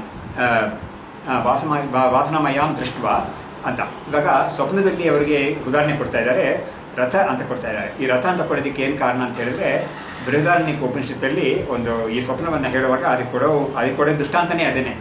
ಅಲ್ಲಿ ರಸ್ತೆ ಇಲ್ಲ, ರಥ ಓಡಕ್ಕೆ ಬೇಕಾಗಿರೋ ರಸ್ತೆ ಇಲ್ಲ, ರಥವನ್ನು ಎಳೆಯಕ್ಕೆ ಕುದುರೆಗಳಿಲ್ಲ, ಆಮೇಲೆ ಅಕ್ಕಪಕ್ಕದಲ್ಲಿ ನಾವೇನೇನೋ ಸೀನರೀಸ್ ಎಲ್ಲ ನೋಡ್ತೀವಲ್ಲ ಅದೆಲ್ಲ ಯಾವುದೂ ಇಲ್ಲ. ಆದ್ರೆ ಅಲ್ಲಿ ಇವನು ರಥವನ್ನ ಸೃಷ್ಟಿ ಮಾಡ್ತಾನೆ, ಆಮೇಲೆ ಕುದುರೆಗಳನ್ನು ಸೃಷ್ಟಿ ಮಾಡ್ತಾನೆ, ರಸ್ತೆಯನ್ನು ಸೃಷ್ಟಿ ಮಾಡ್ತಾನೆ, ಹೀಗೆ ಎಲ್ಲ ಇವನು ಸೃಷ್ಟಿ ಮಾಡ್ತಾನೆ ಅಂತ ಹೇಳುತ್ತೆ. ಅದು ಇಲ್ಲ ಅಂತ ಹೇಳ್ಬಿಟ್ಟು ಇದೇ ಸೃಷ್ಟಿ ಮಾಡ್ತಾನೆ ಅಂತ ಹೇಳುತ್ತೆ. ಹಾಗಾದ್ರೆ ಏನಾಯ್ತು? ಇಲ್ಲದೇ ಇರೋ ವಸ್ತುವನ್ನ ಇವನು ಸೃಷ್ಟಿ ಮಾಡ್ತಾನೆ ಅಂದ್ರೆ ಏನಾಯ್ತು? ಕಲ್ಪನೆ ಅಂತ ಆಯ್ತು ಅಷ್ಟೇನೆ. ಹಾಗಾಗಿ ಆ ತರ ಕಲ್ಪನೆ ಮಾಡ್ಕೊಡ್ತಾನೆ ಅಂತ ಅದಕ್ಕೆ ಇವರು ರಥ ಅಂತ ಇಲ್ಲಿ ಹೇಳಿದ್ದಾರೆ. ಗಜ ಅಂತ ಹೇಳಿರೋದು ಸಾಮಾನ್ಯವಾಗಿ ವೇದಾಂತ ಗ್ರಂಥಗಳೆಲ್ಲ ಬಂದಿದೆ. ಅದು ನಮ್ಮ ಮಾಂಡವ್ಯ ಕಾರಿಕಾದಿಗಳೆಲ್ಲ ಬಂದಿದೆ. ಅಂದ್ರೆ ದೃಷ್ಟಾಂತ ಕೊಡುವಾಗ ಏನ್ ಮಾಡ್ತಾರೆ ಅಂದ್ರೆ, ಯಾತಕ್ಕೆ ಇದನ್ನು ಕೊಡ್ತಾರೆ, ರಥಗಜಾದಿ ರೂಪ ಅಂತ ಯಾತಕ್ಕೆ ಕೊಡ್ತಾರೆ ಅಂತ ಹೇಳಿದ್ರೆ, ನೋಡಿ ಮಲ್ಕೊಂಡು ನಾವು ನಿದ್ದೆ ಮಾಡಕ್ಕೆ ಸಂದರ್ಭದಲ್ಲಿ ಈ ಸ್ವಪ್ನ ಅನ್ನೋದು ಬೀಳುತ್ತೆ ನಮಗೆ. ಹಾಗಾದ್ರೆ ಮಲ್ಕೊಂಡಿರೋನು ಒಂದು ಹಾಸಿಗೆಯಲ್ಲಿ ಮಲ್ಕೊಂಡಿರ್ತಾನೆ, ಮಲ್ಕೊಂಡಿರೋ ವ್ಯಕ್ತಿಯೇ ಕೂಡ ಒಂದು 6 ಅಡಿ ಉದ್ದ ಇರ್ತಾನೆ, ಏನೋ ಸ್ವಲ್ಪ ದಪ್ಪ ಇರ್ತಾನೆ, ಇದ್ಕೊಳ್ಳ ಏನೇ ಇದ್ರೂ ಕೂಡ ಅವನ ಒಳಗಡೆ ರಥ ಗಜ ಅದೆಲ್ಲ ಇರಕ್ಕೆ ಸಾಧ್ಯವಾಗುತ್ತಾ? ಸಂಶಯವೇ ಅದು ಆಗೋದೇ ಇಲ್ಲ ಖಂಡಿತ. ಆದ್ರೆ ಅದೆಲ್ಲ ತನ್ನ ಒಳಗಡೆ ನೋಡ್ತಾ ನಾನು ಯದ್ಯಪಿ ಆ ಸಮಯದಲ್ಲಿ ಅವನು ತನ್ನ ಒಳಗಡೆ ನೋಡ್ತೀನಿ ಅಂತ ಅರಿವು ಇಲ್ಲದೆ ಹೋದ್ರು ಕೂಡ ಎಚ್ಚರ ಆದ್ಮೇಲೆ ಅವನು ಈ ಸ್ವಪ್ನವನ್ನ ಅವನು ಅನಲೈಸ್ ಮಾಡುವಾಗ ಇವುಗಳೆಲ್ಲ ಎಲ್ಲಿತ್ತು ಹೊರಗಡೆ? ನನ್ನಲ್ಲಿ ತಾನೇ ನಾನು ನೋಡ್ಕೊಂಡೆ, ನಾನು ಕಣ್ಮುಚ್ಕೊಂಡಿದ್ದೀನಿ ಬೇರೆ. ಆಮೇಲೆ ನಾನು ಹೊರಗಡೆ ಪ್ರಜ್ಞೆ ಇಲ್ವೇ ಇಲ್ಲ, ನನಗೆ ಇಂದ್ರಿಯಗಳು ಯಾವುದು ವ್ಯಾಪಾರ ಮಾಡ್ತಾನೇ ಇಲ್ಲ. ಆ ಸಮಯದಲ್ಲಿ ನಾನು ಇದೆಲ್ಲ ಹೊರಗಡೆ ನೋಡಕ್ ಸಾಧ್ಯವೇ ಇಲ್ಲ ಇದು. ಆಮೇಲೆ ರಥ ಗಜ ಅದೆಲ್ಲ ನಾನು ಮಲಗಿದ್ದವನು ನನ್ನ ಕೊಠಡಿಗೆ ಇಲ್ಲಿ ಬರಕ್ ಸಾಧ್ಯ ಅದಲ್ಲ, ಅದೆಲ್ಲ ಇಂಪಾಸಿಬಲ್. ಆಮೇಲೆ ತಾನೇ ಕೂಡ ಎಲ್ಲೋ ವಿದೇಶಕ್ಕೆಲ್ಲ ಹೋಗಿ ಬಂದಿದ್ದೆಲ್ಲ ಕೂಡ ಅನುಭವ ಬಂದ್ಬಿಡುತ್ತೆ ಸ್ವಪ್ನದಲ್ಲಿ ಅಲ್ವಾ. ಹಾಗಾಗಿ ಒಂದು ದೊಡ್ಡ ಹಿಮಾಲಯ ಬೆಟ್ಟಕ್ಕೆ ಇವನು ಬೆಟ್ಟವನ್ನು ನೋಡ್ತಾ ಇರೋ ದೃಶ್ಯ ಎಲ್ಲ ಕೂಡ ಇವನಿಗೆ ಬರುತ್ತೆ. ಅದೆಲ್ಲ ನಮಗೆ ಇದು ಖಂಡಿತ ಈ ಸಂದರ್ಭದಲ್ಲಿ ಸಾಧ್ಯವೇ ಇಲ್ಲ ಅದು. ಹಾಗಾದ್ರೆ ಏನಾಯ್ತು? ಅಘಟಿತ ಘಟನಾ ಪಟೀಯಸಿ ಮಾಯಾ ಅಂತ ಭಗವತ್ಪಾದರು ಏನ್ ಹೇಳಿದ್ದಾರೋ ಅದೇ ಇಲ್ಲಿ ಆಗ್ತಾ ಇರೋದು. ಹಾಗಾಗಿ ಯಾವುದೋ ಒಂದು ಸಾಧ್ಯವೇ ಇಲ್ಲವೋ ನಡೆಯಕ್ಕೆ ಅದನ್ನ ನಡೆಸಿ ತೋರಿಸ್ಬಿಡುತ್ತೆ ಈ ಮಾಯೆ ಅಂತ ಹೇಳಿದಾರಲ್ಲ ಅದು. ಇದನ್ನ ವೇದಾಂತದಲ್ಲಿ ಏನ್ ಮಾಡ್ತಾರೆ ಅಂತ ಹೇಳಿದ್ರೆ, ಸ್ವಪ್ನದಲ್ಲಿ ಹೇಗೆ ನಿನಗೆ ಕನ್ವಿನ್ಸ್ ಆಯ್ತೋ ನಡೆಸಕ್ ಆಗದೆ ಇರೋದನ್ನ ನಡೆಸಿ ತೋರಿಸುತ್ತೆ ಅಂತ, ಅದೇ ತರನೇ ನೀನು ಜಾಗೃತದಲ್ಲಿ ಕೂಡ ಆಗ್ತಾ ಇದೆ ಅಂತ ನೀನು ಕನ್ವಿನ್ಸ್ ಆಗು ಅಂತ ಹೇಳ್ತಾ ಇದೆ. ಕನ್ವಿನ್ಸ್ ಮಾಡ್ಕೊ ನೀನು ಅಂತ ಹೇಳ್ತಾ ಇದೆ. ನೋಡಿ ಸ್ವಪ್ನದಲ್ಲಿ ನೋಡಿ, ಇವಾಗ ಒಂದು ದೃಷ್ಟಾಂತ ಕೊಡುವಾಗ ದೃಷ್ಟಾಂತ ಹೇಗಿರ್ಬೇಕು ಅಂತ ಹೇಳಿದ್ರೆ ನಮ್ಮ ಅನುಭವದಲ್ಲಿ ಇರಬೇಕು. ನಾವು ಅದನ್ನ ಅಪ್ರಿಷಿಯೇಟ್ ಮಾಡಕ್ಕೆ ನಮಗೆ ಸಾಧ್ಯ ಇರಬೇಕು. ಹಾಗಿದ್ರೇನೆ ಅದನ್ನ ದೃಷ್ಟಾಂತವಾಗಿ ಕೊಡಕ್ಕಾಗುತ್ತೆ. ಇವಾಗ ಏನ್ ಮಾಡ್ತಾರೆ, ಈ ದೃಷ್ಟಾಂತವನ್ನು ಸ್ವಪ್ನ ದೃಷ್ಟಾಂತವನ್ನು ಕೊಟ್ಟು ಹೀಗೇನೆ ಜಾಗೃತದಲ್ಲಿ ಕೂಡ ಆಗ್ತಾ ಇದೆ ಅಂತ ನೀನು ತಿಳ್ಕೊ ಅಂತ ಹೇಳಿದೆ. ಅದು ಉಪನಿಷತ್ತು ಅಥವಾ ಗುರುಗಳು ಅಥವಾ ಇದರಲ್ಲಿ ಗ್ರಂಥದಲ್ಲಿ ಭಗವತ್ಪಾದರು ಈ ತರ ಹೇಳಿದ ಮೇಲೆ ನಾವು ಅದನ್ನ ಉಪದೇಶವಾಗಿ ತಗೊಂಡು ಅದನ್ನ ನಾವು ಯೋಚನೆ ಮಾಡಿ ನೋಡ್ತೀವಿ. ನಾವು ಹೌದು ಈ ತರ ಹೇಳಿದ್ದಾರಲ್ಲ, ಇದನ್ನ ನಾವು ನಮ್ಮ ಅನುಭವ ತಂದ್ಕೋಬೇಕು. ನಾವು ಅದರ ಒಂದು ಅವ್ರು ಹೇಳಿರೋದು ಸತ್ಯ ಅಂತ ನಮಗೆ ಭಾಸವಾಗಬೇಕು. ಫಸ್ಟ್ ಸತ್ಯ ಅಂತ ನಾವು ನಂಬ್ತೀವಿ, ಆದ್ರೆ ಸತ್ಯ ಅಂತ ನಮಗೆ ಕೊನೆಯಲ್ಲಿ ನಮಗೆ ಒಂದು ಅನುಭವಕ್ಕೆ ಬರ್ಬೇಕದು. ಹಾಗಾಗಿ ಅಂತ ಅನುಭವಕ್ಕೆ ಬರಕ್ಕಾಗಿ ನಾವು ಪ್ರಯತ್ನ ಮಾಡ್ತೀವಿ. ಅದಕ್ಕೇನೆ ಮನನಂ ಅನ್ನಲ್ಲ ಅಂತೆಲ್ಲ ಇರೋದು. ಇದು ಹೇಗೆ ಸಾಧ್ಯ ಅಂತ ನಾವು ಪ್ರಶ್ನೆ ಮಾಡಿದಾಗ ಇದಕ್ಕೆ ಯುಕ್ತಿಗಳೆಲ್ಲ ತೋರಿಸ್ತಾರೆ. ಯುಕ್ತಿಗಳೆಲ್ಲ ತೋರಿಸೋದು ಅಂತ, ಯುಕ್ತಿ ಅಂದ್ರೆ ಏನು, ರೀಸನಿಂಗ್ ಎಲ್ಲ ಕೊಟ್ಟು ಇದಕ್ಕೆ ನೋಡು ಅಲ್ಲಿ ಹೇಗೆ ನಿನಗೆ ಆವಾಗ ಮಾತ್ರ ತೋರಿತು, ಆಮೇಲೆ ಮರೆ ಆಯ್ತು, ಅದು ಕಣ್ಣಿಗೆ ಕಾಣಿಸ್ದೆ ಹೋಯ್ತು. ಅದು ಅದೇ ತರನೇ ಇಲ್ಲೂ ಕೂಡ ಆಗ್ತಾ ಇದೆ ನೋಡು ಅಂತ. ಇಲ್ಲಿ ಹೇಗೆ ಆಗ್ತಾ ಇದೆ ಅಂತ ನಾವು ಪ್ರಶ್ನೆ ಮಾಡ್ಬೋದು. ಇಲ್ಲೆಲ್ಲ ನಮ್ಗೆ ಕಣ್ಣಿಗೆ ಕಾಣಿಸೋದ್ರಲ್ಲಿ ಹಾಗೆ ತಾನೇ ಇದೆ ಅಂತ. ಬಟ್ ಇಲ್ಲಿ ಸೂಕ್ಷ್ಮವಾಗಿ ಇನ್ನೂ ಸ್ವಲ್ಪ ನಾವು ನೋಡಿದ್ರೆ ಒಂದು ಕ್ಷಣದಲ್ಲಿ ನೋಡಿದ್ದು ವ್ಯಕ್ತಿ ಅಥವಾ ವಸ್ತು ಅದೇ ತರ ಇರೋದಿಲ್ಲ. ಆಮೇಲೆ ಒಂದು ಕ್ಷಣದಲ್ಲಿ ಕಾಣಿಸೋ ದೃಶ್ಯ ಇನ್ನೊಂದು ಕ್ಷಣ ನಮಗೆ ಬೇರೆ ಒಂದು ವಿಷಯದಲ್ಲಿ ನಮಗೆ ನಮ್ಮ ಅಟೆನ್ಷನ್ ಹೋಗ್ಬಿಟ್ರೆ ಇದು ನಮಗೆ ಆವಾಗ ಅಟೆನ್ಷನ್ ಹೊರಟೋಗುತ್ತೆ ಆ ಸಮಯಕ್ಕೆ. ಸೊ ಹೀಗೆ ಯಾವಾಗಲೂ ಒಂದೇ ಥರ ಇರೋದಿಲ್ಲ ಅಂತ ಒಂದು ಅಂಶವನ್ನು ಎತ್ತಿ ತೋರಿಸಿದಾಗ, ಹೈಲೈಟ್ ಮಾಡಿ ತೋರಿಸಿದಾಗ ನಮಗೆ ಅದು ಕನ್ವಿನ್ಸ್ ಆಗೋಕ್ಕೆ ಶುರುವಾಗುತ್ತೆ ಅದು. ಆಮೇಲೆ ಹೇಗೆ ನೀನು ಅಲ್ಲಿ ಅದಕ್ಕೆ ದ್ರಷ್ಟವಾಗಿದೆಯೋ ಇಲ್ಲೂ ಕೂಡ ನೀನು ದ್ರಷ್ಟವಾಗಿದೆಯಾ, ಹೇಗೆ ನಿನಗೆ ಅಲ್ಲಿ ದೃಶ್ಯವಾಗಿದ್ದ ಕಾರಣದಿಂದ ಅದು ಮಿಥ್ಯಾ ಅಂತ ಆಯಿತು, ಅದೇ ಥರ ಇಲ್ಲೂ ಕೂಡ ಇದು ದೃಶ್ಯವಾಗಿದೆ ನಿನಗೆ ಅನ್ನೋ ಕಾರಣದಿಂದ ಯಾತಿಕ್ಕದು ಮಿಥ್ಯಾ ಆಗಬಾರ್ದು ಅಂತ ಪ್ರಶ್ನೆ ಮಾಡುತ್ತೆ ವೇದಾಂತ. ಹಾಗೆ ತೋರಿಸ್ಕೊಡುತ್ತೆ ಅದು. ಹಾಗಾಗಿ ಈ ರೀತಿಯಲ್ಲಿ ಮನನವನ್ನು ನಾವು ಮಾಡ್ತಾ ಬಂದಾಗ ನಮಗೆ ಕೂಡ ಅದು ಕನ್ವಿನ್ಸ್ ಆಗುತ್ತೆ ಅಂತ ಆಗುತ್ತೆ ಅದು. ಆಮೇಲೆ ಇದು ಈ ಅವಸ್ಥಾ ತ್ರಯಗಳನ್ನ ನಾವು ಯೋಚನೆ ಮಾಡಿ ನೋಡಿದಾಗ ಒಂದೊಂದು ಅವಸ್ಥೆ ಕೂಡ ಅದು ಅದೇ ಇರೋದಿಲ್ಲ. ಈ ಅವಸ್ಥೆ ಜಾಗೃತ ಅವಸ್ಥೆ ಅನ್ನೋದು ಸ್ವಪ್ನಾವಸ್ಥೆಗೆ ಹೋಗ್ಬಿಡ್ತೀವಿ, ಆಮೇಲೆ ಅಲ್ಲಿಂದ ಮತ್ತೆ ಸುಷುಪ್ತಿ ಅವಸ್ಥೆಗೆ ಹೋಗ್ತೀವಿ, ಅದು ಕೂಡ ಇರೋದಿಲ್ಲ, ಮತ್ತೆ ನಾವು ಜಾಗೃತಕ್ಕೋ ಸ್ವಪ್ನಕ್ಕೋ ಮತ್ತೆ ಮತ್ತೆ ಬರ್ತಾ ಇರ್ತೀವಿ.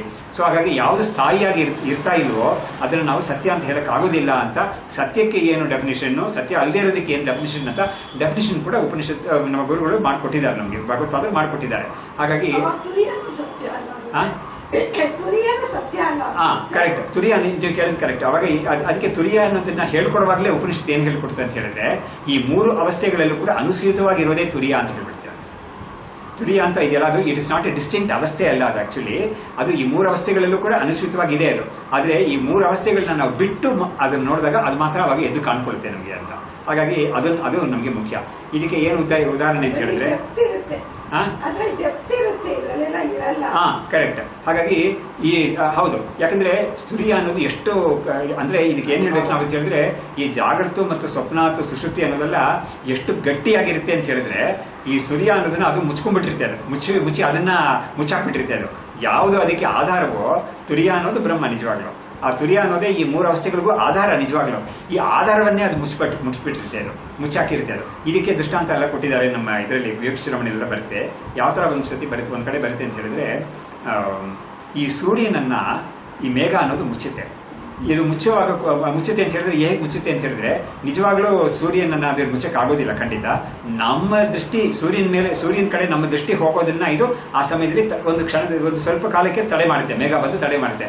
ಆಮೇಲೆ ಮತ್ತೆ ಗಾಳಿ ಜೋರಾಗಿ ಬಂದಾಗ ಮೇಘ ಆ ಕಡೆ ಸರಿದೋಗ್ಬಿಟ್ರೆ ನಮಗೆ ಸೂರ್ಯ ಕಾಣಿಸ್ಕೊಳ್ಳುತ್ತೆ. ಅಥವಾ ನಾವು ಕೂಡ ಕ್ಲೌಡ್ ಅದೇ ತರ ಇದ್ದಾಗ ನಾವು ಬೇರೆ ಒಂದು ಜಾಗಕ್ಕೆ ನಾವು ನೋಡಿ ಅಲ್ಲಿಂದ ನಾವು ನೋಡಕ್ ಹೋದ್ರೆ ಸೂರ್ಯ ನಮಗೆ ಕಾಣಿಸ್ಕೊಳ್ತಾನೆ ಅಲ್ಲೇ. ಆದ್ರೆ ವಿಶೇಷವಾಗಿ ವಿವೇಕಶಿರೋಮಣಿಯಲ್ಲಿ ಯಾವ ತರ ಒಂದು ದೃಷ್ಟಾಂತ ಕೊಡ್ತಾರೆ ಅಂತ ಹೇಳಿದ್ರೆ ನೋಡಿ, ಈ ಮೇಘ ಅನ್ನೋದು ಸೂರ್ಯನೇ ಮಾಡಿರೋದು. ಮೇಘ ಹೇಗೆ ಅಂತ ಹೇಳಿದ್ರೆ, ಜಲದಿಂದ ಸೂರ್ಯನ ಕಿರಣದಿಂದಲೇ ಅದು ನೀರು ಎವಾಪರೇಟ್ ಆಗಿ ಮೇಘವಾಗಿ ಆಗಿದೆ ಅದು.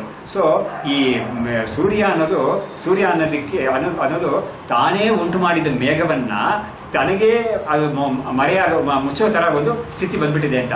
ಇದಕ್ಕೆ ಅವ್ರ ದಾರ್ಶನಿಕದಲ್ಲಿ ಏನ್ ಹೇಳ್ತಾರೆ ಅಂದ್ರೆ, ಈ ಬ್ರಹ್ಮಸ್ವರೂಪ ಅಂತ ಯಾವ್ದಿದೆಯೋ ಅದರಿಂದಲೇ ಮಾಯಾ ಅಥವಾ ಅವಿದ್ಯೆ ಅನ್ನೋದು ಉಂಟಾಗಿರೋದು ಅಂದ್ರೆ ಅದಕ್ಕೆ ಅಧಿಷ್ಠಾನ ಅದೇನೆ.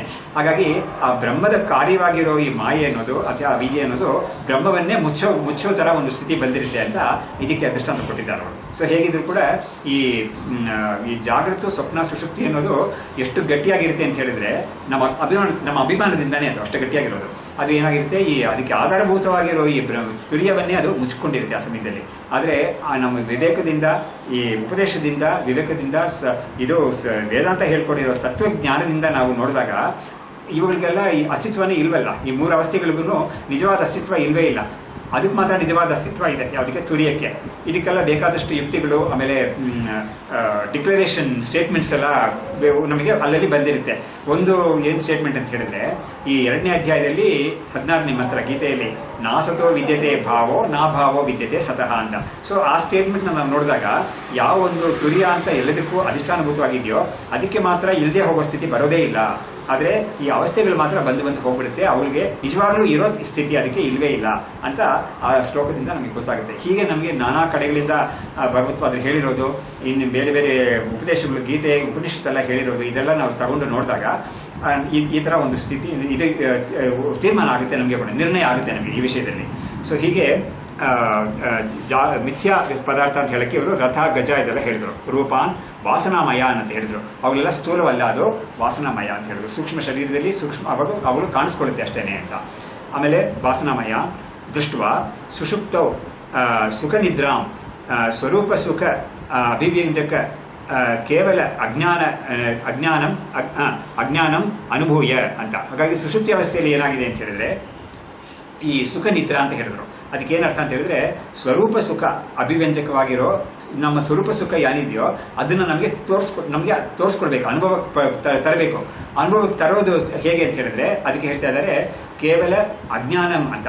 ಅದಕ್ಕೆ ಅಭಿವ್ಯಂಜಕವಾಗಿರೋದು ಯಾವುದು ಅಂತ ಹೇಳಿದ್ರೆ ಕೇವಲ ಅಜ್ಞಾನ ಅಂತ. ಕೇವಲ ಅಜ್ಞಾನ ಅಂದ್ರೆ ಏನು ಅಂದ್ರೆ ಆ ಸುಷುಪ್ತಿ ಅವಸ್ಥೆಯಲ್ಲಿ ನಮಗೆ ಈ ಅಧ್ಯಾಸ ಅಂತ ಒಂದು ಭಾಗ ಇದೆಯಲ್ಲ, ಅಂದ್ರೆ ವಿಕ್ಷೇಪ ಅಂತ ಒಂದು ಭಾಗ ಇದೆಯಲ್ಲ, ಅದು ಇರೋದಿಲ್ಲ. ಆದ್ರೆ ಆವರಣ ಅಂತ ಒಂದು ಇದೆಯಲ್ಲ, ಅದು ಮಾತ್ರ ಇರುತ್ತೆ. ಅದು ಹಾಗಾದ್ರೆ ಏನಾಗುತ್ತೆ ಅಂತ ಆ ಸಮಯದಲ್ಲಿ ಈ ವಿಕ್ಷೇಪ ಅಂತ ಇದ್ರೇನೆ ನಮಗೆ ಅದು ಇದು ಅಂತ ನಮಗೆ ದ್ವೈತ ಭಾವ ಎಲ್ಲ ಬರುತ್ತೆ. ಆಮೇಲೆ ನಾನು ಇಂಥವನಾಗಿದ್ದೀನಿ ಅಂತ ಭಾವ ಎಲ್ಲ ಬರುತ್ತೆ. ಅದು ಅವುಗಳೆಲ್ಲ ಇಲ್ಲದೇ ಇರೋ ಸಮಯ ಅಂತ ಇದ್ರೆ ಏನು ಅಂತ ಹೇಳಿದ್ರೆ ಅವಾಗ ನನ್ನ ಸ್ವರೂಪ ವಾಸ್ತವವಾಗಿ ಸ್ವರೂಪ ಸುಖ ಅಂತ ಯಾವ್ದಿದೆಯೋ ಅದು ಮಾತ್ರ ಅಲ್ಲಿ ಅಭಿವ್ಯಕ್ತಿ ಆಗುತ್ತೆ ಅಂತ. ಇದಕ್ಕೆ ಇವರು ಅಜ್ಞಾನ ಅಂತ ಇವರು ಹೇಳಿದ್ದಾರೆ. ಇದನ್ನ ನಮ್ಮ ಪಂಚದಶಿ ಇತ್ಯಾದಿ ಬೇರೆ ಕಡೆ ಎಲ್ಲ ಏನ್ ಮಾಡ್ತಾರೆ ಅಂತ ಹೇಳಿದ್ರೆ ಇಲ್ಲ, ಅದಕ್ಕೆ ಈ ಅವಿದ್ಯಾವೃತ್ತಿ ಅಂತ ಒಂದು ಹೇಳ್ತಾರೆ. ಅವಿದ್ಯಾವೃತ್ತಿ ಅಂತ ಹೇಳ್ತಾರೆ. ಅದರ ಒಂದು ಶಬ್ದ ಯೂಸ್ ಮಾಡ್ತಾರೆ ಅಷ್ಟೇ. ಯಾತಕ್ಕೆ ಅಂತ ಹೇಳಿದ್ರೆ ನೋಡಿ, ನಮಗೆ ಯಾವುದೇ ಒಂದು ಜ್ಞಾನ ಬರಬೇಕಾದ್ರೆ ಒಂದು ವೃತ್ತಿ ಬೇಕು ನಮಗೆ. ಇವಾಗ ನಾವು ನಮ್ಗೆ ನಿದ್ದೆ ಮಾಡ್ತಾ ಇರುವಾಗ ನಮಗೆ ಘಟಪಟಾದಿ ಜ್ಞಾನಗಳೆಲ್ಲ ಯಾವುದು ಬರೋದೇ ಇಲ್ಲ. ಯಾತಕ್ಕೆ ಅಂತ ಹೇಳಿದ್ರೆ ಇಂದ್ರಿಯಗಳೆಲ್ಲ ಕೆಲಸ ಮಾಡ್ತಾ ಇಲ್ಲ, ಮನಸ್ಸು ಕೂಡ ಕೆಲಸ ಮಾಡ್ತಾ ಇಲ್ಲ.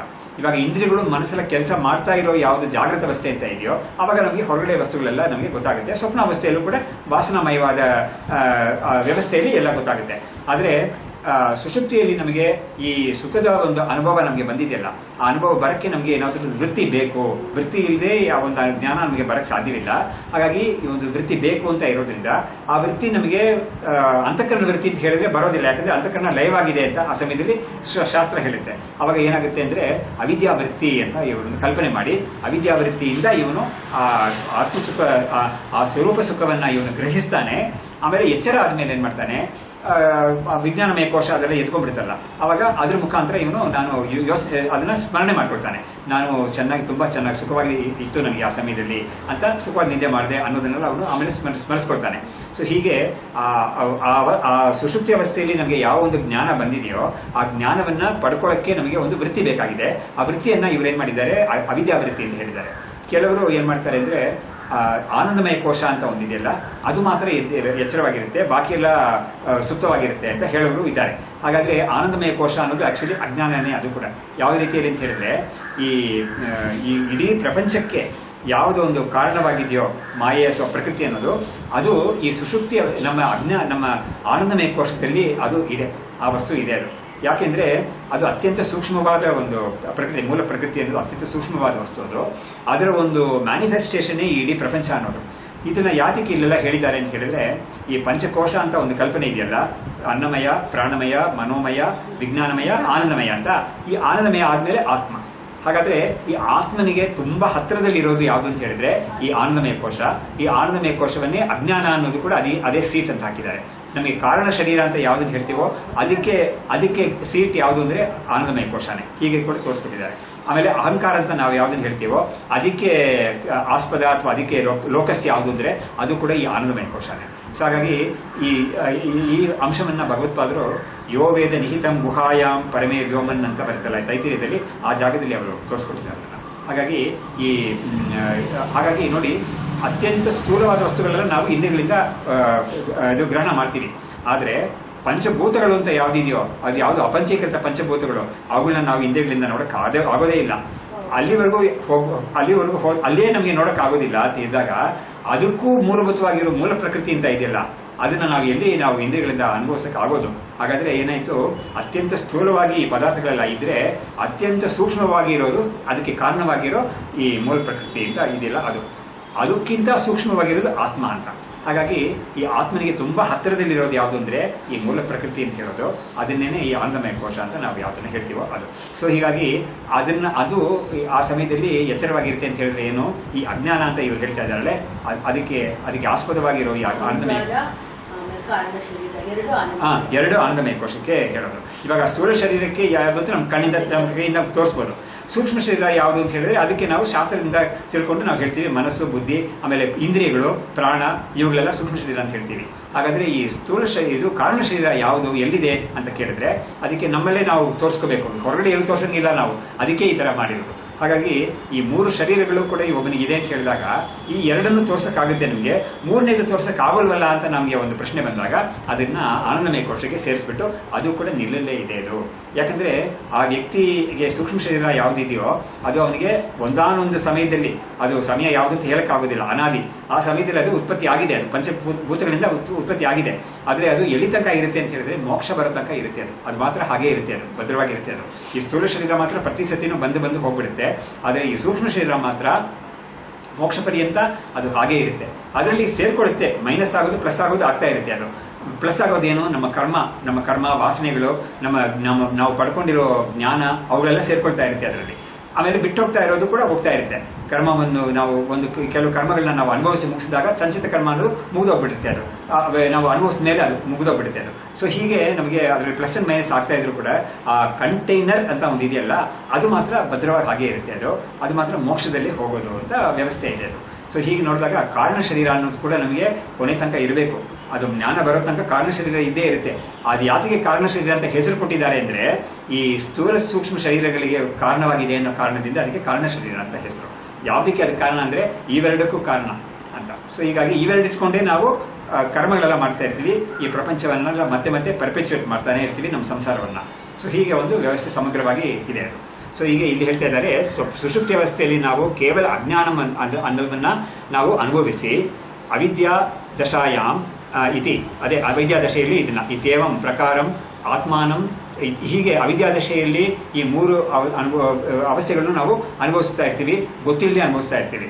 ಆದ್ರೆ ತುರಿಯ ಅನ್ನೋದು ಅದ್ರ ಬಗ್ಗೆ ಹೇಳ್ತಾ ಇದ್ದಾರೆ, ತುರಿಯ ಸ್ಥಾನೆ ಸಮಾಧಿ ಅವಸ್ಥಾಯಾಮ್ ಸ್ವರೂಪೇಣ ಕೇವಲಂ ವೀಕ್ಷ್ಯ ಉದಾಹರಣೆ ಅಂದ್ರೆ ತುರಿಯಾವಸ್ಥೆಯಲ್ಲಿ ಅವರು ಕೇವಲ ಸ್ವರೂಪ ಅವಿದ್ಯೆಯ ಒಂದು ಮಿಕ್ಸ್ ಇಲ್ಲದೇ ಇರೋ ಕೇವಲ ಶುದ್ಧ ಚೈತನ್ಯ ಸ್ವರೂಪವನ್ನ ತುರಿಯಾವಸ್ಥೆಯಲ್ಲಿ ಒಬ್ಬ ಅನುಭವಿಸಿಕೊಂಡು ಅದನ್ನ ಸಂತೋಷ ಪಡ್ತಾನೆ ಅವನು, ಆನಂದ ಪಡ್ತಾನೆ ಅವನು ಅಂತ ಹೇಳಿ, ಅಂತ ಒಂದು ಯಾವ ಒಂದು ತುರಿಯ ಸ್ವರೂಪವನ್ನ ಈ 3 ಅವಸ್ಥೆಗಳಲ್ಲೂ ಕೂಡ ಅನುಭವಿಸಿದ್ದ ಯಾವ ಆತ್ಮನನ್ನ ಆ 3 ಅವಸ್ಥೆಗಳಲ್ಲಿ ಆ ಜಾಗೃತ ಉಪಾಧಿ, ಸ್ವಪ್ನ ಉಪಾಧಿ, ಸುಷುಪ್ತಿ ಉಪಾಧಿ, ಆ ಉಪಾಧಿ ಸೇರಿಸ್ಕೊಂಡು ತನ್ನನ್ನು ಅನುಭವಿಸ್ಕೊಂಡಿರ್ತಾನೆ. ಆದರೆ ಸುಷುಪ್ತಿ ಅವಸ್ಥೆಯಲ್ಲಿ ಅವುಗಳಿಂದ ಬಿಡಿಸ್ಕೊಂಡು ಇರೋ ಚೈತನ್ಯವನ್ನ ಮಾತ್ರ ತಾನು ತಿಳಿದು ಆನಂದ ಪಡ್ತಾನೋ ಆ ಸ್ವರೂಪವನ್ನ ನಾನು ವಿಷ್ಣು ಅಂತ, ಅದಕ್ಕೆ ವಿಷ್ಣು ಅಂತ ಇಲ್ಲಿ ಕರೆದಿರೋದು. ತಮ್ ಸ್ವಾತ್ಮಾನಂ ಆನಂದ ಅನುಭವ ಜನಿತ ಸಂತೋಷೇಣ ಆಸ್ತೆ ತೇ ತಮ್ ಇತ್ಯರ್ಥಃ. ಸೊ ಯಾರು ತನ್ನ ಸ್ವರೂಪವನ್ನ, ಆತ್ಮಸ್ವರೂಪವನ್ನೇ ಈ ತುರಿಯಾವಸ್ಥೆಯಲ್ಲಿ ಕೇವಲ ಚೈತನ್ಯ ಸ್ವರೂಪವನ್ನ ತಿಳಿದು ಯಾವ ಆತ್ಮಸ್ವರೂಪವನ್ನ ಕೇವಲ ತುರಿಯ ಸ್ವರೂಪದ ಅವಸ್ಥೆಯಲ್ಲಿ ತಿಳಿದು ಆನಂದ ಪಡ್ತಾರೋ ಆ ಆತ್ಮಸ್ವರೂಪವನ್ನ ನಾನು ಇವಾಗ ಈ ವಿಷ್ಣು ಅಂತ ನಾನು ಸ್ತುತಿ ಮಾಡಿ, ಸಂಸಾರ ಧ್ವಾಂತ ವಿನಾಶ ಅಂತ, ಅದೇ ಸಂಸಾರ ಧ್ವಾಂತ ವಿನಾಶ ಅಂತ.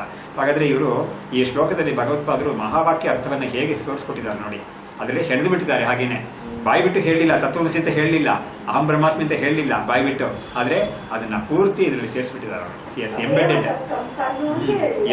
ಎಂಬೆಡ್ ಮಾಡಿಬಿಟ್ಟಿದ್ದಾರೆ ಇದರಲ್ಲಿ ಅವರು. ಅದನ್ನ ಇಂಪ್ಲಿಸಿಟ್ ಆಗಿ ಇದರಲ್ಲಿ ಅವರು ಸೇರಿಸ್ಬಿಟ್ಟಿದ್ದಾರೆ, ಇದರಲ್ಲಿ ಅಷ್ಟು ಚೆನ್ನಾಗಿ ಮಾಡಿಬಿಟ್ಟಿದ್ದಾರೆ ಅವರು.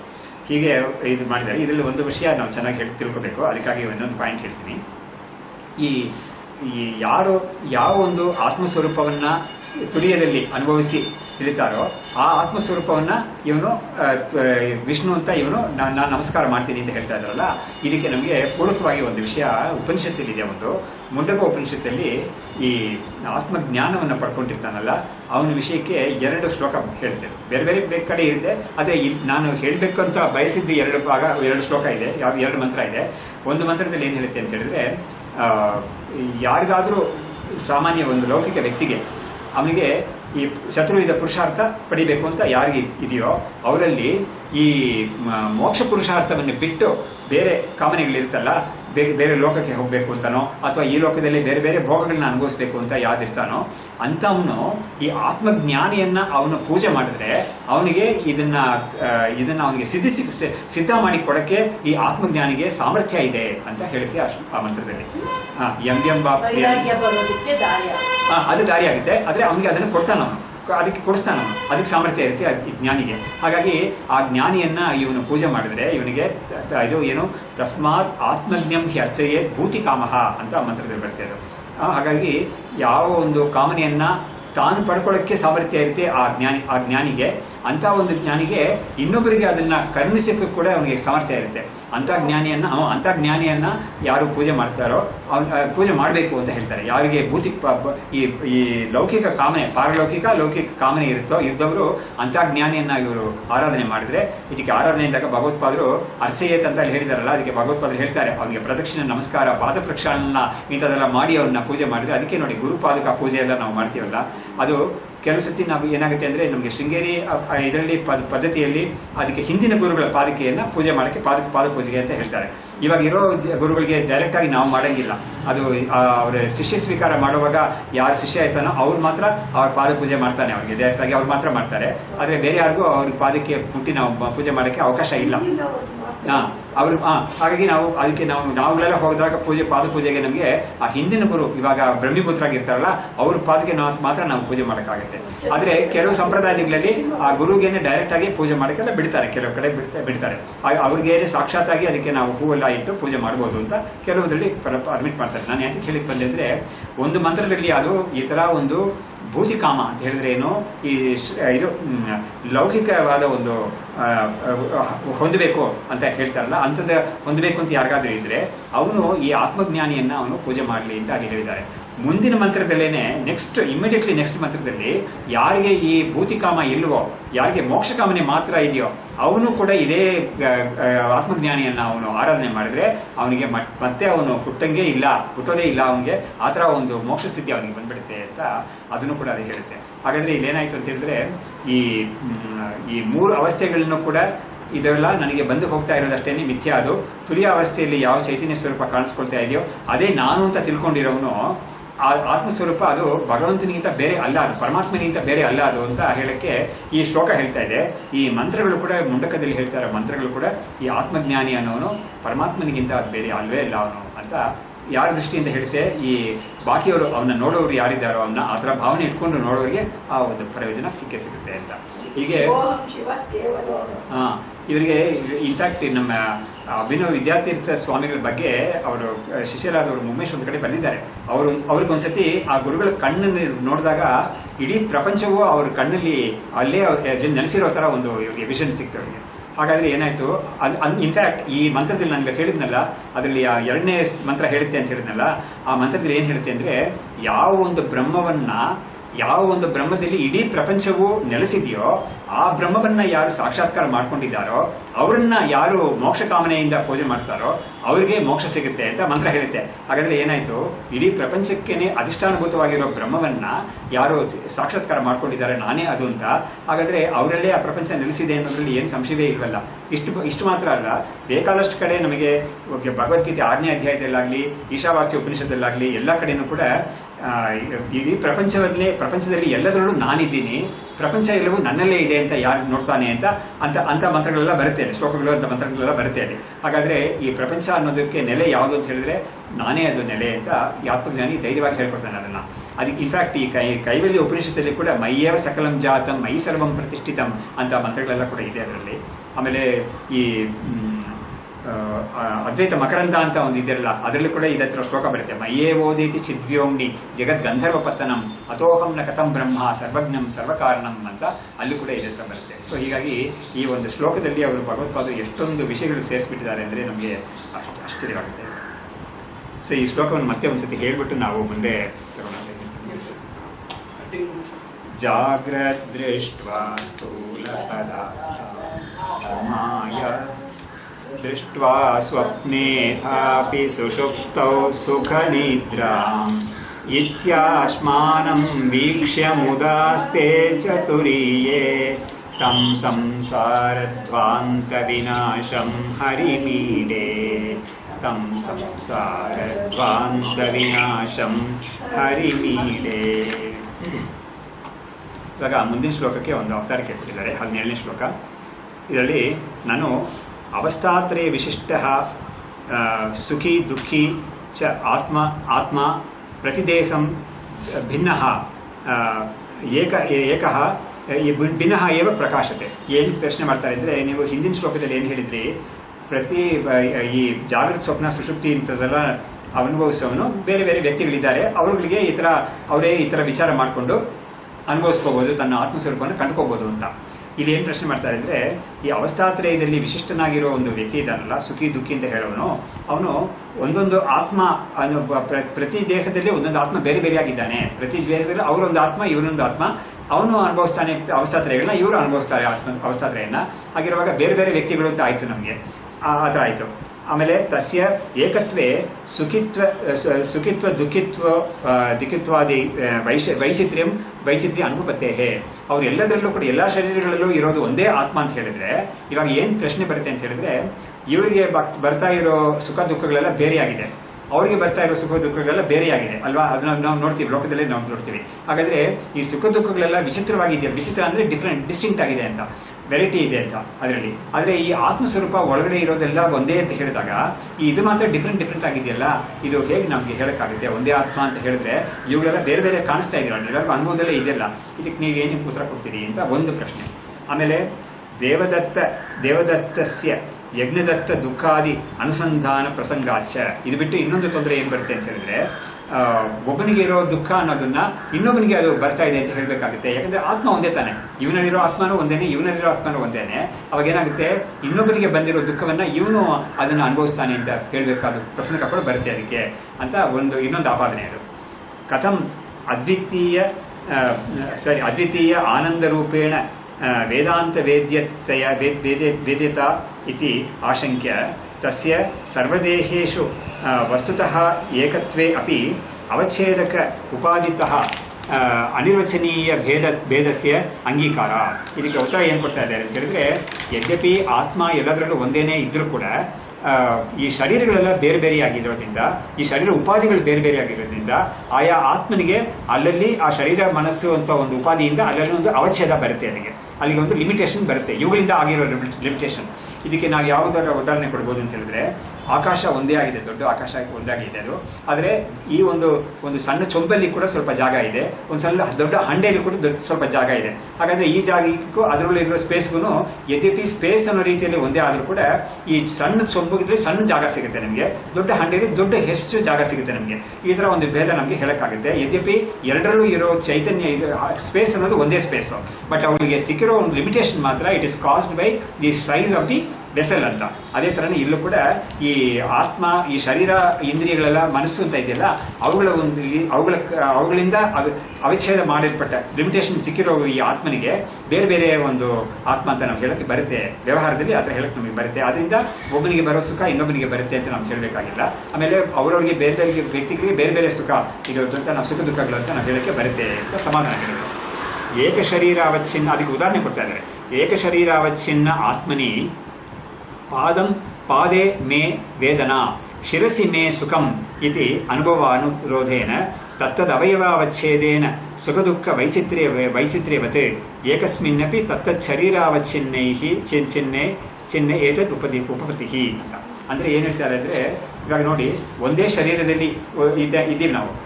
ಆತ್ಮ ಒಂದೇ ಈ ಶರೀರದಲ್ಲಿ ಮಾತ್ರ ಈ ಆತ್ಮ ಇದೆ ಅಂತ ಹೇಳ್ಕೊಂಡಾಗ, ತಲೆಯಿಂದ ಕಾಲು ತನಕ ಇರೋದು ಒಂದೇ ಆತ್ಮ, ಚೈತನ್ಯನೇ ಇರೋದು. ಹಾಗಿರುವಾಗಲೂ ಕೂಡ ನಾವು ಏನು ಮಾಡ್ತೀವಿ, ಒಂದೇ ಶರೀರ ಒಂದೇ ವ್ಯಕ್ತಿ, ಅಲ್ಲಿ ಕೂಡ ನಾವು ನನಗೆ ಕಾಲಲ್ಲಿ ಏನೋ ಒಂದು ಮುಳ್ಸಿಸ್ಕೊಂಡಿದೆ ಅಂತ ನನಗೆ ನೋವು ಅಂತ ಹೇಳ್ತೀವಿ.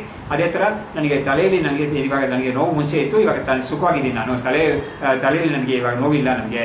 ಅಥವಾ ಫ್ಯಾನ್ ಹಾಕಿದ್ದಾರೆ, ತಲೆಗೆ ಮಾತ್ರ ಚೆನ್ನಾಗಿ ಗಾಳಿ ಬೀಸ್ತಾ ಇದೆ, ಸುಖವಾಗಿದೆ, ಆ ಜಾಗದಲ್ಲಿ ನನಗೆ ಸುಖ ಇದೆ ಅಂತ ಹೇಳ್ತೀವಿ ನಾವು. ಹಾಗಾದರೆ ಒಂದೇ ಶರೀರದಲ್ಲಿ ಕೂಡ ಒಂದು ಕಡೆ ದುಃಖ, ಇನ್ನೊಂದು ಕಡೆ ಸುಖ ಅಂತ ನಾವು ಅನುಭವಿಸ್ತೀವಲ್ಲ. ಒಂದೇ ಶರೀರ ಒಂದೇ ಆತ್ಮ. ಸೊ ಹಾಗಾಗಿ ಆ ಕಾಲು ಅನ್ನೋ ಭಾಗಕ್ಕೆ ಆ ತೊಂದರೆ ಬಂದಿದೆ, ತಲೆ ಅನ್ನೋ ಭಾಗಕ್ಕೆ ಈ ಸುಖ ಸಿಗ್ತಾ ಇದೆ. ಹಾಗಿರುವಾಗ ಈ ಒಂದು ಅವಚ್ಛೇದ ಅಂತ ಹೇಳಿದ್ರೆ ಏನು, ಆ ಕಾಲಿಂದ ಅವಚ್ಛಿನ್ನವಾಗಿರೋ ಒಂದು ಚೈತನ್ಯದಲ್ಲಿ, ಆ ಶರೀರದಲ್ಲಿ ಈ ದುಃಖ ಕಾಣಿಸ್ತಾ ಇದೆ. ತಲೆಯಿಂದ ಅವಚ್ಛಿನ್ನವಾಗಿರೋ ಆ ಶರೀರದಲ್ಲಿ ಆ ಆತ್ಮನಿಗೆ ಅಲ್ಲಿ ಒಂದು ಸುಖ ಕಾಣಿಸ್ತಾ ಇದೆ ಅಂತ ಹೇಗೆ ನಾವು ಹೇಳಕ್ಕಾಗುತ್ತೋ, ಅದೇ ತರ ಬೇರೆ ಬೇರೆ ಶರೀರಗಳು ಅಲ್ಲಿ ಬೇರೆ ಬೇರೆ ಸುಖ ದುಃಖಗಳು ಬರ್ತಾ ಇದೆ. ಯದ್ಯಪಿ ಆತ್ಮ ಒಂದೇ ಆಗಿದ್ರು ಕೂಡ. ಈ ದೃಷ್ಟಾಂತವನ್ನಿಟ್ಕೊಂಡು ಅವರು ಇದಕ್ಕೆ ಉತ್ತರ ಕೊಟ್ಟರು. ಇನ್ನು ಮುಂದಕ್ಕೆ ಇನ್ನೊಂದು ಪ್ರಶ್ನೆ ಕೇಳಿದ, ಅವನಿಗಿರೋ ದುಃಖ ನನಗೆ ಬರುತ್ತೆ ಅಂತ ನಾನು ಹೇಳಕ್ಕಾಗುತ್ತಲ್ವಾ ಅಂತ ಕೇಳಿದ್ನಲ್ಲ, ಅದಕ್ಕೆ ಉತ್ತರ ಕೊಡ್ತಾರೆ. ಮುಂದಕ್ಕೆ ಹೇಳ್ತಾರೆ, ದೇಹಭೇದೇನ ಜನ್ಮಾಂತರೀಯ ಸುಖಾದಿ ಅನುಸಂಧಾನವತೆ ದೇವದತ್ತಸ್ಯ ಯಜ್ಞದತ್ತ ಸುಖಾದಿ ಅನನುಸಂಧಾನೋಪಪತ್ತೇಶ್ಚ ಇತ್ಯಾಹ. ಅಂದರೆ ದೇಹಭೇದೇನ ಜನ್ಮಾಂತರೀಯ ಸುಖಾದಿ ಅನನುಸಂಧಾನವತೆ ಅಂದರೆ ಏನು ಹೇಳಿ, ಇವಾಗ ಒಂದೇ ವ್ಯಕ್ತಿ ಅವನಿಗೆ ಈ ಜನ್ಮ ಇವಾಗ ಸಿಕ್ಕಿದೆ, ಅವನಿಗೆ ಹಿಂದಿನ ಜನ್ಮ ಒಂದು ಯಾವುದೋ ಇದ್ದಿರುತ್ತೆ ಖಂಡಿತ. ಆಸ್ತಿಕರು ಎಲ್ಲರೂ ಒಪ್ತಾರೆ ಇದನ್ನ, ಹಿಂದಿನ ಜನ್ಮ ಒಂದು ಇದ್ದಿದೆ ಅಂತ. ಅವಾಗ ಹಿಂದಿನ ಜನ್ಮದಲ್ಲಿ ನಾನು ಅನುಭವಿಸಿದ ಸುಖವೋ ದುಃಖವೋ ನನಗೆ ಈ ಜನ್ಮದಲ್ಲಿ ನನಗೆಲ್ಲ ಅನುಭವಿಸ್ತಾ ಇದ್ದೇನೆ ನಾನು? ಇಲ್ವೇ ಇಲ್ಲ. ಆವಾಗ ಅನುಭವಿಸಿದ್ದು ಎಲ್ಲ ಹೋಯ್ತದು. ಇವಾಗ ಇನ್ಫ್ಯಾಕ್ಟ್ ಅದನ್ನಿಟ್ಕೊಂಡೇ ಎಷ್ಟೋ ಜನ ಹೇಳ್ತಾರೆ, ಆಸ್ತಿಕರು ಕೂಡ ಹೇಳ್ತಾರೆ, ಅದನ್ನ ಎಲ್ಲರೂ ಒಪ್ತಾರೆ. ಒಬ್ಬನ ತೀರ್ಕೊಂಡ್ಬಿಟ್ಟ ಅಂತ ಹೇಳಿದ್ರೆ, ತುಂಬಾ ಕಷ್ಟಪಟ್ಟು ಒಬ್ಬ ತೀರ್ಕೊಂಡ್ಬಿಟ್ಟ ಅಂತ ಹೇಳಿದ್ರೆ, ಅಂದ್ರೆ ತುಂಬಾ ಕಾಯಿಲೆ ಎಲ್ಲ ಬಂದು ಒಬ್ಬ ತೀರ್ಕೊಂಡ್ರೆ ಸದ್ಯ ಅವನಿಗೆ ಇದರಿಂದ ರಿಲೀಫ್ ಸಿಕ್ಕಲ್ಲ ಅವನಿಗೆ ಅಂತ ಹೇಳ್ತಾರೆ. ಯಾಕಂದ್ರೆ ಅವನಿಗೆ ಇನ್ನು ಇದರ ಅನುಭವ ಅವನಿಗಿಲ್ಲ ಇನ್ಮೇಲೆ ಅಂತ. To that extent he has gone away from it. escaped this ಹಾಗಿರುತ್ತೆ. ಹಾಗೆ ಎಲ್ಲರೂ ಹೋಗ್ತಾರೆ ಅದನ್ನ. ಅದೇ ತರ ಹೇಗೆ ನಾನು ಒಂದೇ ಜೀವನಿಗೆ ಹಿಂದಿನ ಜನ್ಮದಲ್ಲಿ ಇದ್ದಿದ್ದ ಆ ಶರೀರದಲ್ಲಿ ಇದ್ದಿದ್ದ ಅನುಭವಗಳೆಲ್ಲ ಸುಖ ದುಃಖಾದಿ ಅನುಭವಗಳಲ್ಲಿ ಈ ಜನ್ಮದಲ್ಲಿ ಇರೋದಿಲ್ವೋ, ಅದೇ ತರ ದೇವದತ್ತನಿಗೆ ಯಜ್ಞದತ್ತನ ಒಂದು ಸುಖ ದುಃಖಗಳೆಲ್ಲ ಇವನಿಗೆ ಬರೋದಿಲ್ಲ. ಯದ್ಯಪಿ ಆತ್ಮ ಒಂದೇ ಆದ್ರೂ ಕೂಡ ಶರೀರ ಬೇರೆ. ಇದೇ ತರ ಜೀವ ಒಂದೇ ಆಗಿದ್ರು ಕೂಡ ಶರೀರ ಬೇರೆ ಅನ್ನೋ ಕಾರಣದಿಂದ ಅಲ್ಲಿ ಆ ಶರೀರದಲ್ಲಿ ಅನುಭವಿಸಿದ್ದಲ್ಲ ಈ ಶರೀರದಲ್ಲಿ ನನಗೆ ಹೇಗೆ ಬರೋದಿಲ್ವೋ, ಅದೇ ತರ ಆತ್ಮ ಒಂದೇ ಆಗಿದ್ರು ಕೂಡ ಈ ವ್ಯಕ್ತಿಗೆ ಬರೋ ಸುಖಗಳೆಲ್ಲ ಈ ಇನ್ನೊಂದು ವ್ಯಕ್ತಿಗೆ ಬರಬೇಕು ಅಂತ ಏನು ಇದಿಲ್ಲ, ಅದು ಬರೋದಿಲ್ಲ ಖಂಡಿತ ಅನ್ನೋದಕ್ಕೆ ಸಮಾಧಾನ ಈ ತರ ಹೇಳಿದ್ರು ಇತ್ಯಾಹ ಅಂತ. ಇವಾಗ ಇದಕ್ಕೆ ಶ್ಲೋಕ ಹೇಗೆ ಬರ್ತಾ ಇದೆ, ಈ ಶ್ಲೋಕ ಒಂದ್ಸತಿ ಹೇಳ್ಬಿಡೋಣ ನಾವು. 17ನೇ ಶ್ಲೋಕ.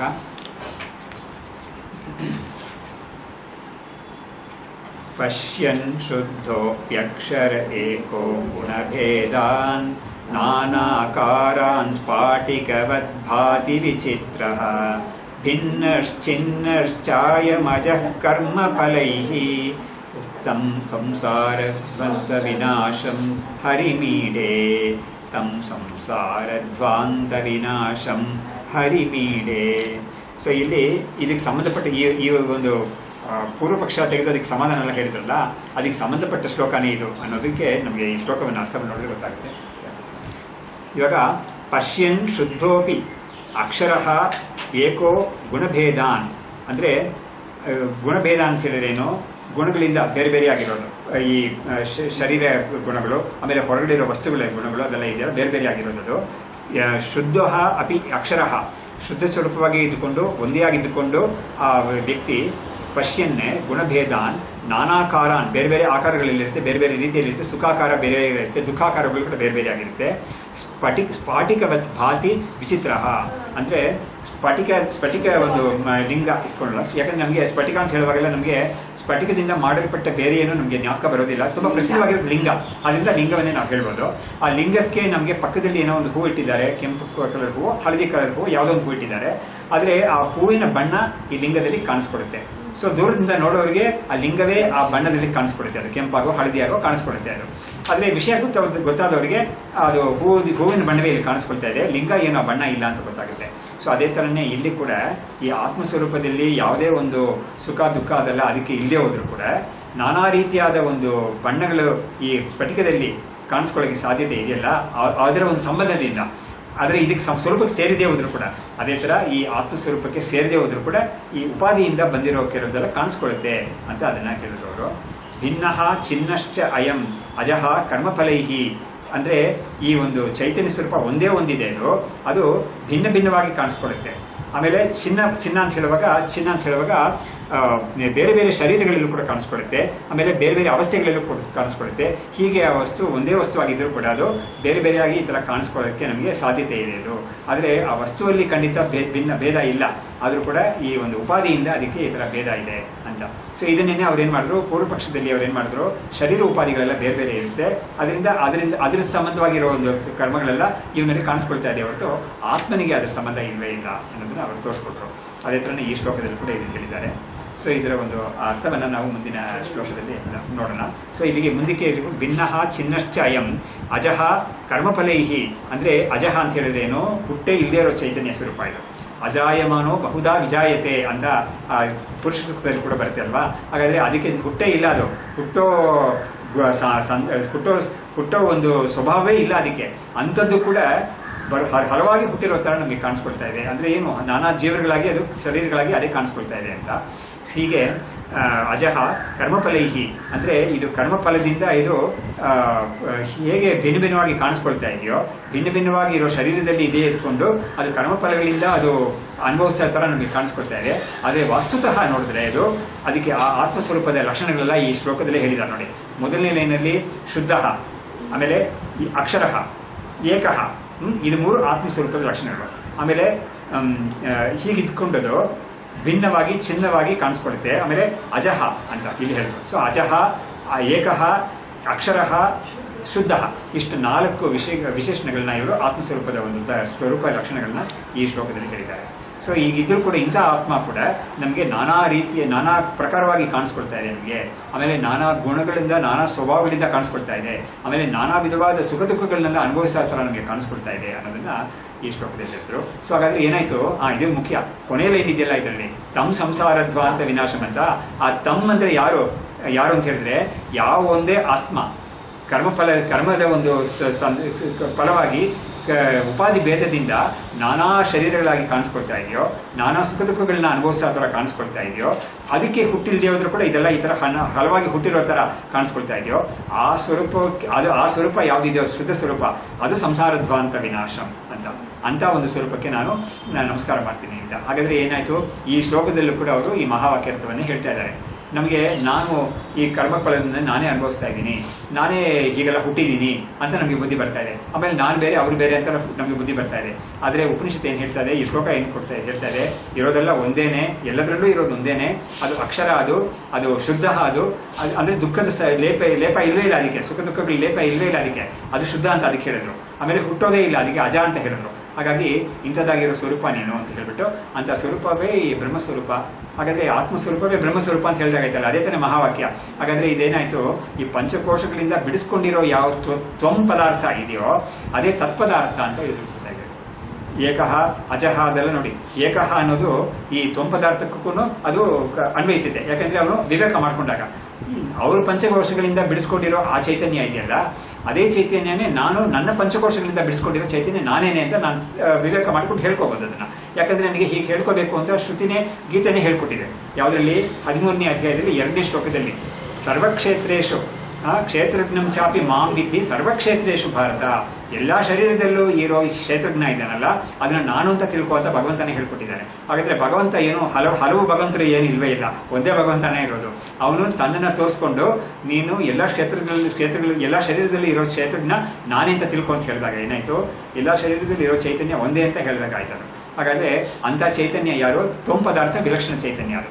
ಹಾಗಾದ್ರೆ ತತ್ಪದ ಯಾವುದು ಅಂತ ಹೇಳಿದ್ರೆ ಈ ಮಾಮ್ ಏಕಂ ಮಾಮ್ ಅಂತ ಹೇಳ್ತಲ್ಲ ಅದು, ಆಮೇಲೆ ಮಾಮ್ ಏಕಂ ಅಂತ ಇಲ್ಲೇ ಹೇಳಿದಾರಲ್ಲ ಅದು. ಸೊ ತತ್ಪದಕ್ಕೂ ಅನ್ವಯಿಸುತ್ತೆ ಏಕಂ ಅನ್ನೋದು, ತ್ವಂಪದಕ್ಕೂ ಅದರಿಂದನೇ ಅನ್ವಯಿಸುತ್ತೆ. ಶುದ್ಧ ಅನ್ನೋದು ತತ್ಪದಕ್ಕೂ ಇರುತ್ತೆ ಖಂಡಿತ, ತ್ವಂಪದಕ್ಕೂ ಇದೆ ಅದು. ಆಮೇಲೆ ಅಕ್ಷರ ಅನ್ನೋದು ಖಂಡಿತ ಈ ಶರೀರ ಇವುಗಳೆಲ್ಲ ಬಿದ್ದು ಹೋಗ್ಬಿಡುತ್ತೆ. ಆಮೇಲೆ ಸೂಕ್ಷ್ಮ ಶರೀರ ಕೂಡ ಮುಕ್ತಿ ಬಂದಾಗ ಅದು ಕೂಡ ನಾಶವಾಗಿ ಹೋಗ್ಬಿಡುತ್ತೆ ಕೊನೆಯಲ್ಲಿ. ಆದರೆ ನಾನು ಮಾತ್ರ ಅಕ್ಷರವಾಗಿ ಯಾವಾಗಲೂ ಉಳಿತೀನಿ ಅಂತ ಇರೋದ್ರಿಂದ ಅಕ್ಷರ ಅನ್ನೋದು ಜೀವನಕ್ಕೂ ಆಗುತ್ತೆ, ಬ್ರಹ್ಮಕ್ಕೂ ಆಗುತ್ತೆ ಅದು. ಆಮೇಲೆ ಅಜಹ ಅನ್ನೋದು ಖಂಡಿತ ಎರಡಕ್ಕೂ ಆಗುತ್ತೆ. ಯಾಕಂದ್ರೆ ವಾಸಾಂಸಿ ಜೀರ್ಣಾನಿ ಅಂತೆಲ್ಲ ಹೇಳುವಾಗಲ ಕೂಡ ಈ ಜೀವ ಅನ್ನೋದು ಒಂದೇ ಅಂತಾನೆ ಅಲ್ಲಿ ಅದು ಕೂಡ ಬಂದಿದೆ. 2ನೇ ಅಧ್ಯಾಯದಲ್ಲಿ ಕೂಡ ಜೀವ ಅಂತ ಇದ್ದಾನಲ್ಲ, ಅವನು ಬೇರೆ ಬೇರೆ ಅಲ್ಲ, ಅವನು ಒಂದೇನೆ, ಶರೀರ ಮಾತ್ರ ಬಂದು ಹೋಗ್ತಾ ಇದೆ ಅಂತ ಹೇಳಿ ಅವನಿಗೆ ಆ ರೀತಿಯಲ್ಲೂ ಸಮಾಧಾನ ಮಾಡಿದ್ದಾರೆ. ಹಾಗಾಗಿ ಈ ಹೇಳಿರುವ ಲಕ್ಷಣಗಳು ಬ್ರಹ್ಮಕ್ಕೆ ಜೀವಕ್ಕೆ ಎರಡಕ್ಕೂ ಅನ್ವಯಿಸೋದ್ರಿಂದ ಇದು ನಮಗೆ ಶುದ್ಧವಾದ ಮಹಾವಾಕ್ಯ ಅರ್ಥವನ್ನು ತಿಳಿಸುವ ಒಂದು ಶ್ಲೋಕವಾಗಿ ಇದು ಕೂಡ ಆಗಿದೆ ಅನ್ನೋದನ್ನು ನಾವು ನೋಡಿದ್ದೀವಿ. ಇವಾಗ ಇಲ್ಲಿ ನಿಲ್ಲಿಸಿರೋಣ. ನಾವು ಮೊದಲನೇ ಶ್ಲೋಕ ಒಂದ್ಸತಿ ಹೇಳಿಬಿಟ್ಟು ಇವಾಗ ಕ್ಲೋಸ್ ಮಾಡೋಣ.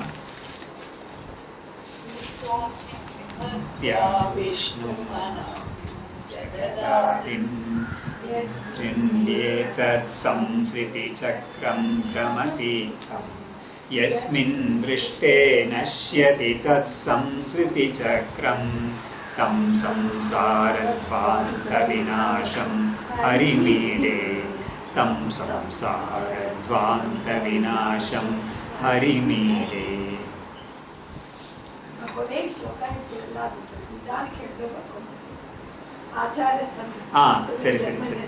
ಸರಿ.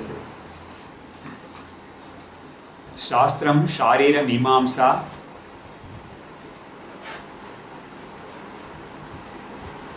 ದೇವಸ್ತು ಪರಮೇಶ್ವರಃ